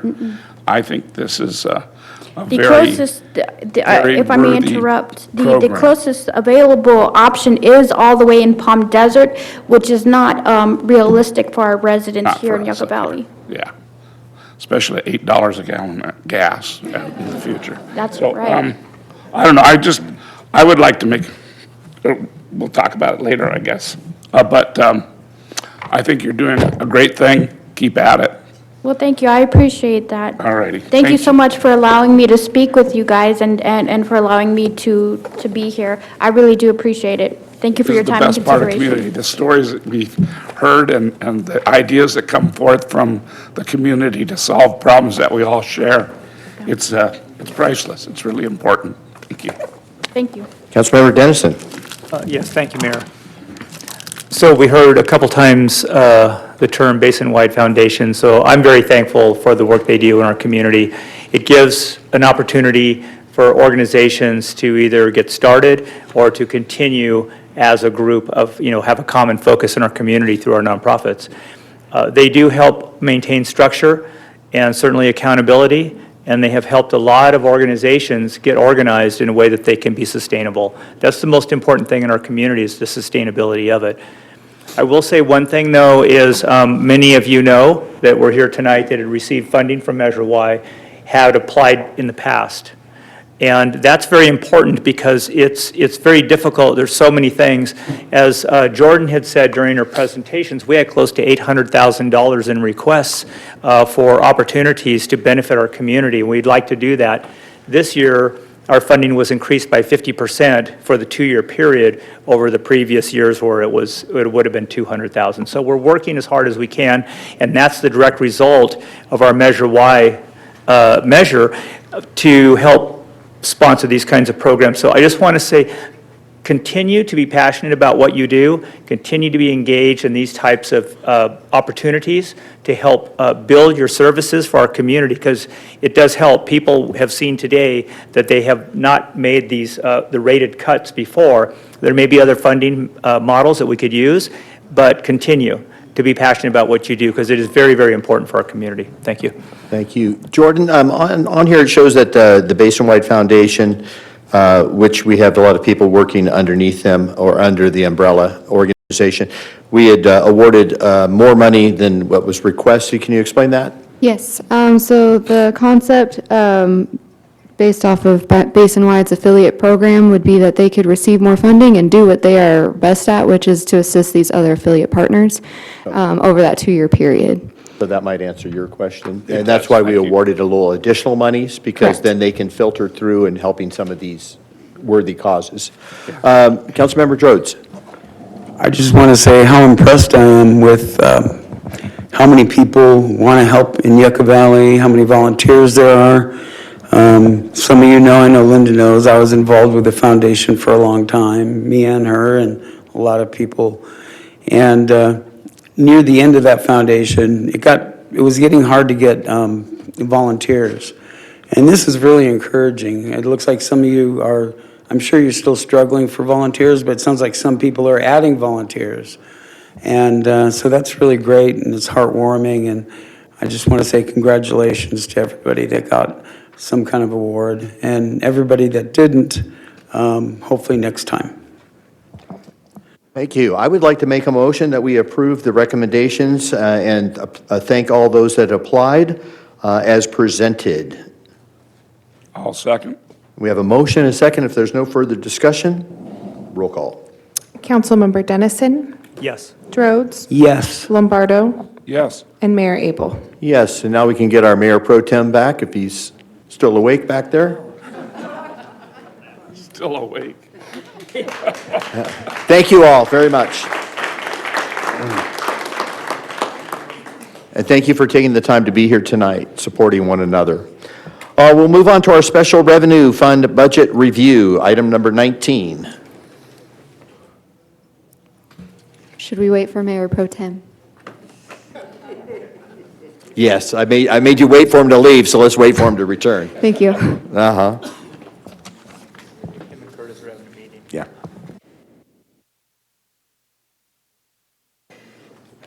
All right, all in favor, say aye. Oh, I'm sorry.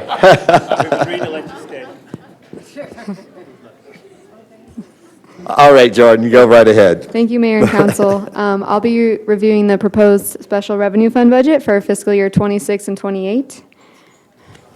So just a quick review of prior budget input. The council reviewed the strategic plan in November and approved that plan in February of 2026. We did a general fund draft budget review in early May, and we are moving forward to a June 2nd budget adoption after we receive feedback from council tonight. So for the special revenue funds, items 1 and 3 more specifically correspond for policy direction, which is to implement the council's approved strategic plan and respond to community priorities. This will be more for capital projects and grant-based programs. We can't have a budget presentation without the budget cycle. We are moving forward to the next step, which is to adopt the budget. But as we move forward, we will return to town council as we monitor results, adjust, and then receive input over the next 2 years. So specifically for these special revenue funds that we're going to be looking at tonight, these are funds limited by certain restrictions or policy guidelines. It could be grant restrictions. It could be reserve funds, it could be policies set by the council, special revenue funds such as Measure Y. So these are very specific items that can only be spent on certain things. So this is an overview of the first year of the two-year budget, and all of those numbers on the left are the names and fund numbers of those special revenue funds. We have projected fund balances over the first year, total revenues and expenditures. We identify two different types, either program expenditures and then capital outlay, which would be capital improvement projects. All of these proposed projects would move into the Public Works Capital Improvement Plan, which is a 5-year plan moving forward. So we want to ensure that those two are working in tandem. Just a few items to highlight on this slide and the next is that there are four public safety grant funds that help to pay for the public safety overtime and equipment charges over the 2 years. We have 5 streets and road maintenance funds, such as the RMRA SB1 fund, Measure I, and gas tax. Those help to fund our local streets and road maintenance over the next 2 years, in addition to the larger projects, such as annual street and slurry seal projects. We have a public art fund that helps to fund our public art programs, capital project reserve funds, and also measures Y and Z. So you'll see in the first year, we're estimating into our budget a total of $15 million in special revenue funds. And I'll go through expenditure summaries in a following slide. This is just a same slide, but for the next year, with a total of 29 special revenue funds with active programs and projects. The lines that have no numbers but are still listed are special revenue funds that have a currently active project that we expect to carry forward into the next year. So the project probably won't be completed by budget adoption, and we'll move it forward into the next fiscal year. So we just didn't want to forget them. So some highlights of those program expenditures. In the first year, we are expecting a total of $18.4 million of project expenditures. A large chunk of that is a streets and roads project, which I'll review on the next slide. And then in the following year, we have a total of $10 million in special revenue fund expenditures.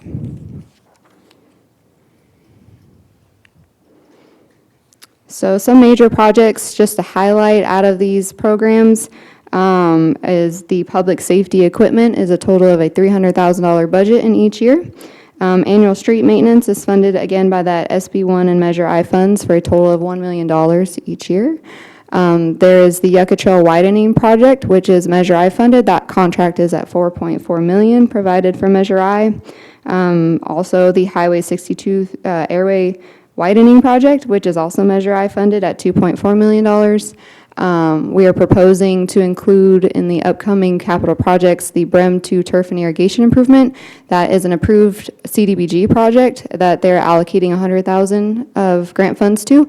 And then we are introducing an additional $500,000 from the Measure Y fund to complete that project. And then we also are planning a townwide ERP implementation project. We expect that to be somewhere around $300,000 total for implementation of new software for townwide, especially for the finance department. And then we have ongoing berm repairs of $500,000 total in the first year. And there's many more items, but those are kind of the top highlights to review. Revenues measures Y and Z are 2 special revenue funds that we also wanted to highlight. Measure Y will fund public safety, infrastructure, and quality of life. The total public safety allocation is expected to be $1.4 million and $1.5 million in the next 2 fiscal years. Infrastructure funds available, not identified yet or allocated to a specific project, is estimated at $1.2 million. And also that BREM 2 turf project I mentioned. And then quality of life includes that partnership program that council just reviewed and approved. And then we also have $355,000 total for a new homelessness and community coordinator and those related program costs. And then revenue measure Z is also budgeted to continue to pass through funds to the High Desert Water District for sewer assessment relief to town residents. We're budgeting $2.6 million and $2.3 million of direct pass through of those revenues. And this is just a screenshot of that press release the Water District issues each year.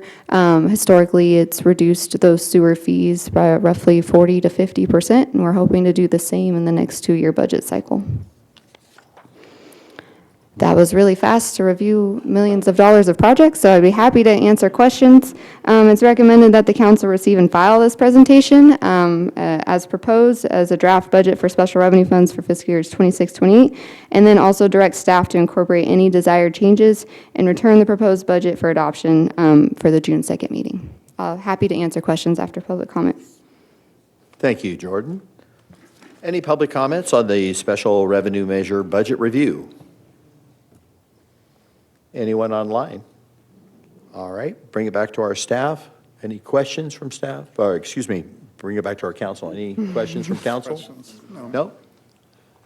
All right, it's a receive and file. Any other directives you need tonight? No, thank you very much for your time. Okay, thank you. It's well thought out. Thank you very much. Future agenda items. Any council members have an item for future agenda? Oh, okay, then we'll move on to public comments. The town council takes this time to consider your comments on items of concern which are not on the printed agenda. When you are called to speak, please state your name and community of residence. Please limit your comments to 3 minutes or less. Inappropriate behavior which disrupts, disturbs, or otherwise impedes the orderly conduct of the meeting will result in a forfeiture of your public comment privileges. The town council is prohibited by state law from taking action or discussing items on the printed agenda. If you're here for the first time, just again, if you'd state your name and your place of residence, it doesn't have to be your specific address, maybe just the city or the area of town where you live. And you will have 3 minutes once you introduce yourself, and we'll start the clock. Again, all comments are to be directed to the town council. And please don't take offense if we do not discuss your item, because we're prohibited by law to do that tonight, but we want to hear from you. So, Madam Clerk, do we have anyone wishing to speak? I have 3 requests to speak. The first one is Norman Schertzman.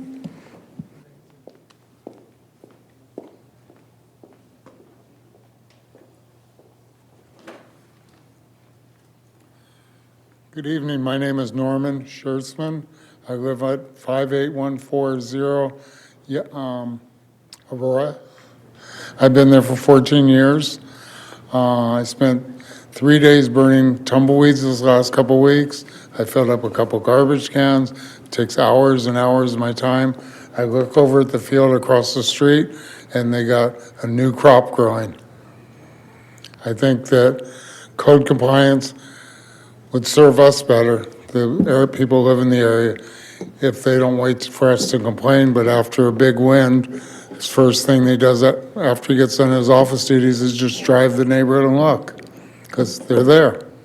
Not wait for me to send pictures to you guys and you guys to call code compliance and ask them to go out. 3-4 days later, we've all cleaned up our yards again because we don't like the look of tumbleweeds everywhere.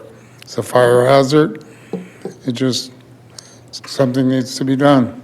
I don't know if we're the only ones that have a problem, or is there other lots? I don't know. Thank you for your time. Thank you very much. I brought one of my neighbors. Thank you. Christian Garcia.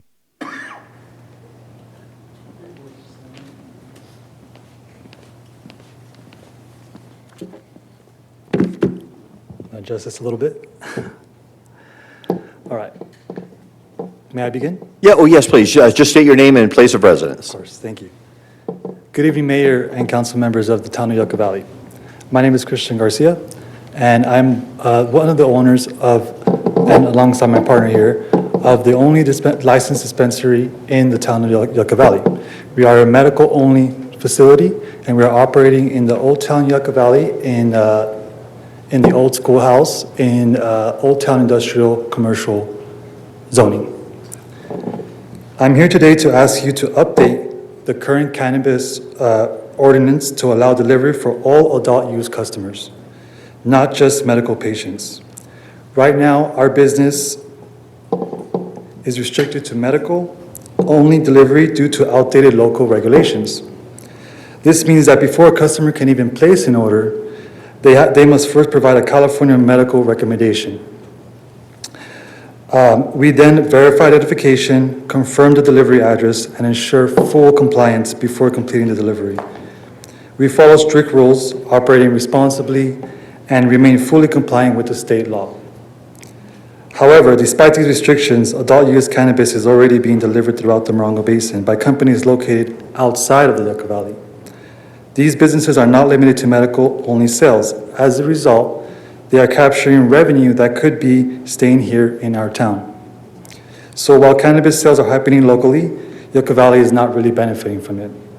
By updating the ordinance to allow delivery-only adult use sales, the town has opportunity to keep taxes revenue local, support a compliant, already established business, and create jobs for residents. Currently, we have 10, and we want to increase that.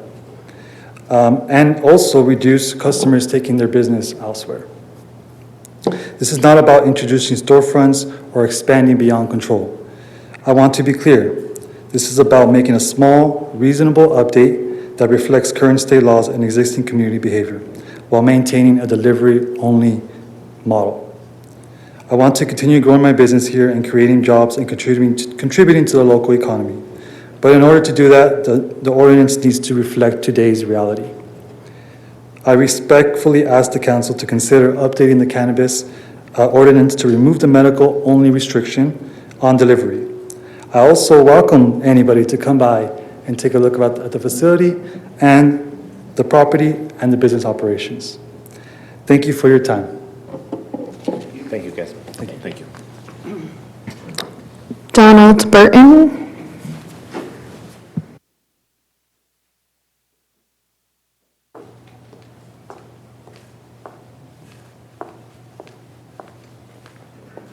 Good evening, everyone. My name is Donald Burden, and since we got finished talking about weed, let me talk about my tumbleweeds. I'm Mr. Norman's neighbor, and that's my buddy right there. And I sent a picture to Mr. Jeff to show you the amount of tumbleweeds that accumulate in Aurora. That's where I reside. Now, I understand, that nature does what nature does. But when I have a 5.5-foot fence, between our property, and it's getting to where it's climbing over into his property, and I don't want to get that guy upset, okay?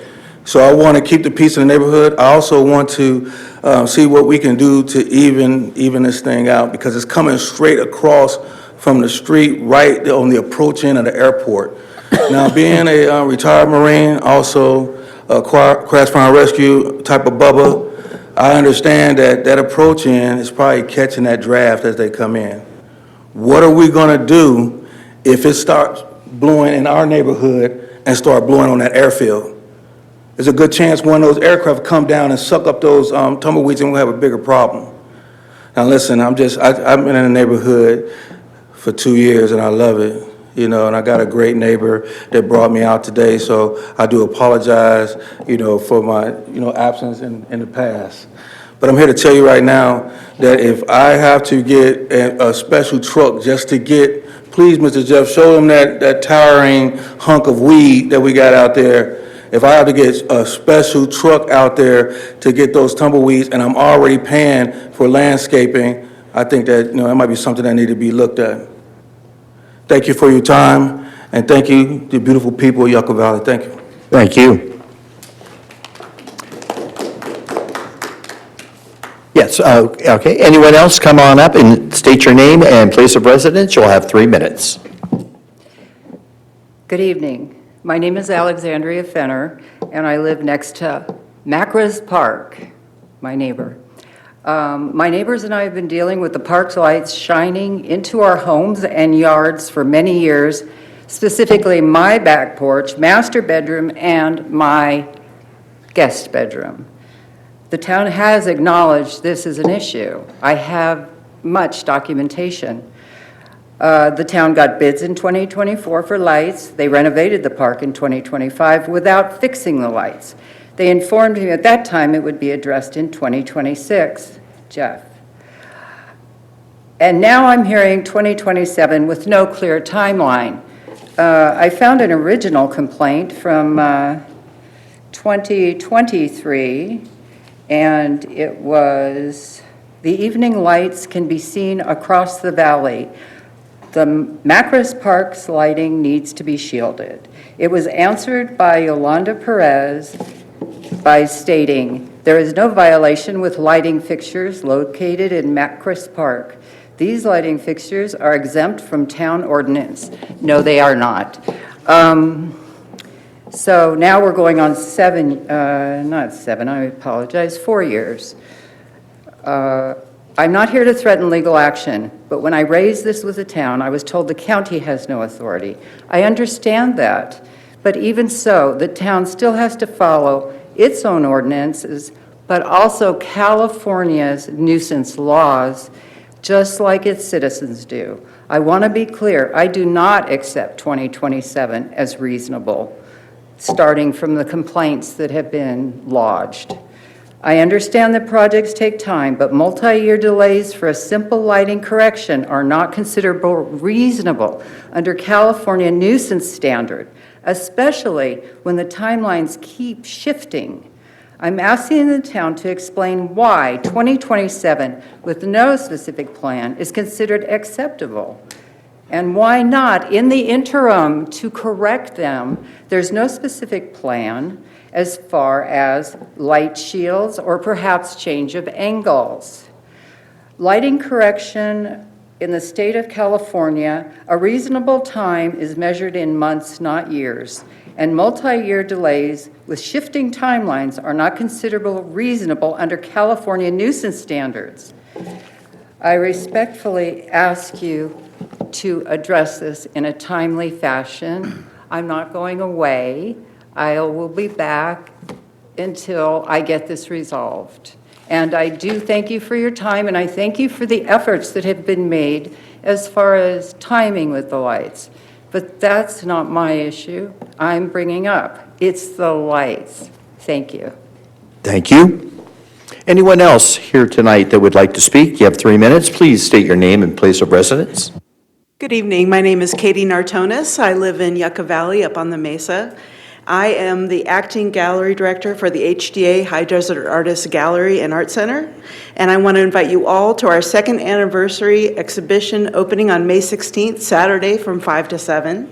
Also, we wanted to thank you so much for replacing the sign that got pushed over on Geronimo and 62 in the latest storm, so that's wonderful. And last but not least, we're doing a charity auction where we have 10 metal chairs that we have asked our artists to paint and decorate. And on June 14th, from 1 to 3, we're going to be auctioning off those wonderful chairs for the benefit of the HDA. And for those of you who don't know, the HDA does 20 separate exhibitions of local artists every year. We do programming with classes. We also are partnering with Milltree and Desert Arc and Boys and Girls Club. We're really building bridges between other organizations. So come visit us. If you haven't been to where we are, we'd love to see you. Thank you. Thank you. Anyone else? All right, we'll bring it back to our staff reports and comments. Thank you, Mayor. We'll keep these brief tonight. Captain, you have anything tonight?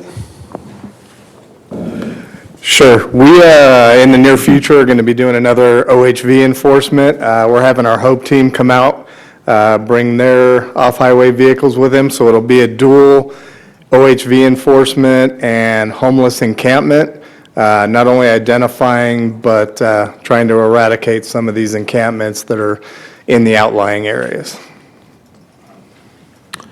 Thank you, Captain. Jordan, Frank, Alex, good? Shane? Okay, that's it, Mayor. Thank you. Thank you. Let's see if our council can be as quick. Let's see. Councilmember Rhodes, yes, would you like to speak? We're not going to get through it if I can't remember the name. Yeah. Councilmember Rhodes. Thank you, Mayor. I just want to tell everybody have a great couple weeks, and thank you for being here. We really appreciate it. And like I said earlier, it is heartwarming to see so many volunteers and so many community organizations. And I know people have said this before, but it seems like Yucca Valley has a higher percentage of that. And we really do try and work on everybody's problems, so let's keep working together, and see you later. Thank you. Mayor Pro Tem? Sure, I'll try and keep it brief, but I do want to report back to the council regarding the Animal Shelter Committee. We've met a couple of times since you've last heard from me on this. We met April 16th was the most recent meeting. It was fairly well attended. There was probably about 10 or 15 members of the public. We are still short-staffed at the shelter, but the progress has been incredible the last 3 or 4 months, and staff, the new manager is doing a great job keeping things organized and making progress and checking off all of our to-do list at the shelter, including, she reported regarding the spay and neuter clinic that was held on March 31st. 17 cats and 14 dogs were served, and that was capacity. That was like as much as the Animal Action League could handle. The use of local media has increased tremendously and led to really high adoption rates. I think, I forget the percentage, but I think it was something like 48 or 50% adoption rates in the last report. And approaching what we refer to on the live release rate side, 90% live release rate. So that includes adoptions, return to owners, and transfer to rescue groups and other shelters. So at 90%, I mean, that's pretty incredible considering the numbers that we heard this time last year. And that, I think, I heard that technically would make us in the category of a no-kill shelter, with that kind of numbers. So it's also a microchip program up and running. In the March shelter statistics, it was a 10.43% euthanasia rate for dogs, and less than that for cats, 8.4%. And those are mostly due to parvo or some kind of diseases that just made it necessary. The volunteer program has begun. There are at least a couple of volunteers on board, and other applications are being considered, and got to take that a little bit slow to make sure we can put people in meaningful positions and tweak that as necessary, but that's up and running, as well as a donor recognition program that Cheyenne and staff and Shane and Curtis are developing. So it seems to be running, I'm not going to say on all cylinders because we do need to be staffed up a little bit more. We have, as you've heard, increased the staffing levels by 7 part-time positions, so and 1 animal control officer. So things are looking pretty good there. The next meeting, we've gotten really good input from the public at these meetings. I shouldn't say workshops. Next meeting is May 21st on a Thursday, and I expect that within the next few months there will be a report back to the full council from the shelter. So that's all I got. Thank you. Councilmember Dennison. Thank you, Mayor. I'll make it brief. When Jordan was going over the budget, it made me think of a few things that I'm very thankful for, and one of them is our community. The community through Measure Y funding and also Measure Z too, you see what a benefit it is to the community. We're like a self-help community. We're putting ourselves in this position where we can help ourselves to be better as a whole community. We do the public safety infrastructure and then the quality of life. Another thing is on the presentation that was given by staff on some of the numbers up there was Measure I also was included quite a bit. And that's the same kind of thing with the entire county. So when we look at larger infrastructure projects like roads and stuff like that, one of them that was mentioned was Airway, which is Sage to Airway will be improved along the highway to eliminate that jam. That's another thing that we're also a self-help county with a self-imposed half-cent sales tax. It's specifically for infrastructure, and it does a lot of good for our community. We receive a lot of funding and help on very critical projects in our small, still older infrastructure town where we're bringing it up to modern standards and capacity ability. So I just want to say thank you to the residents in Yucca Valley, because it's always kind of a question when you do something like that. but I think tonight also, with the funding that we've got from many of our nonprofits out there, was another great example of the quality of life that we're committed to. Thank you. And Councilmember Lombardo? I'll keep it brief, too. I wanted to just congratulate the California Welcome Center for their 25 years of operation. It was heartwarming to hear all the stories from the recipients of the town's funding from Measure Y. And I had the privilege of being the umpire at the Miracle League game last night. And if anybody has not seen or done any of that kind of thing, they're always looking for volunteers. It's a very heartwarming experience to help other people experience the joy of playing baseball and getting that moment at the plate and swinging for a ball. It's really fun. They had a good time. And it was fun to participate in that. Thank you for the opportunity. Thank you. And appreciate everyone that was here tonight and so forth. We have on the agenda, for myself, we have National Day of Prayer, which will be at Brim Park. That'll take place on Thursday, May 7th from 12 to 1. You're invited to come for the National Day of Prayer. On May 11th, I'll be attending the Miracle League as well as an umpire. On the May 19th through the 21st, I'm planning on being at a convention representing the town of Yucca Valley at the ICSC convention. On Monday, Monday the 25th, I'll be at the Joshua Tree Memorial Park for Memorial Day recognition for all of our brave men and women who served and made the ultimate sacrifice. And then on Thursday, I'll be attending the pregnancy ribbon cutting ceremony, as well as that evening, the Yucca Valley Hall of Fame awards ceremony. So it's a busy time of the year. Tonight, we are not going to be, we will be having a meeting, but that will take place next month. We will not be having a meeting later this month, so our next scheduled meeting for the town of Yucca Valley will be right here at the community center. And that'll be in June, the first week of June. I would like to close tonight in memorial of Marjorie Smith. We recognized her not so long ago as our Spirit of Yucca Valley Award winner. Marjorie Smith was a driving force behind disaster preparedness in the Morongo Basin. And she did her life's work all the way through to the very end. And she's a great example that you are never too old and you're always young in spirit when you give. And Marjorie was always energetic and really represented us well. And she's probably saved many lives through the education that she provided and the encouragement of having people volunteer. So Marjorie, we miss you. We thank you that you spent your life serving others here in our community. We love you, and we're closing this meeting out in your loving memory.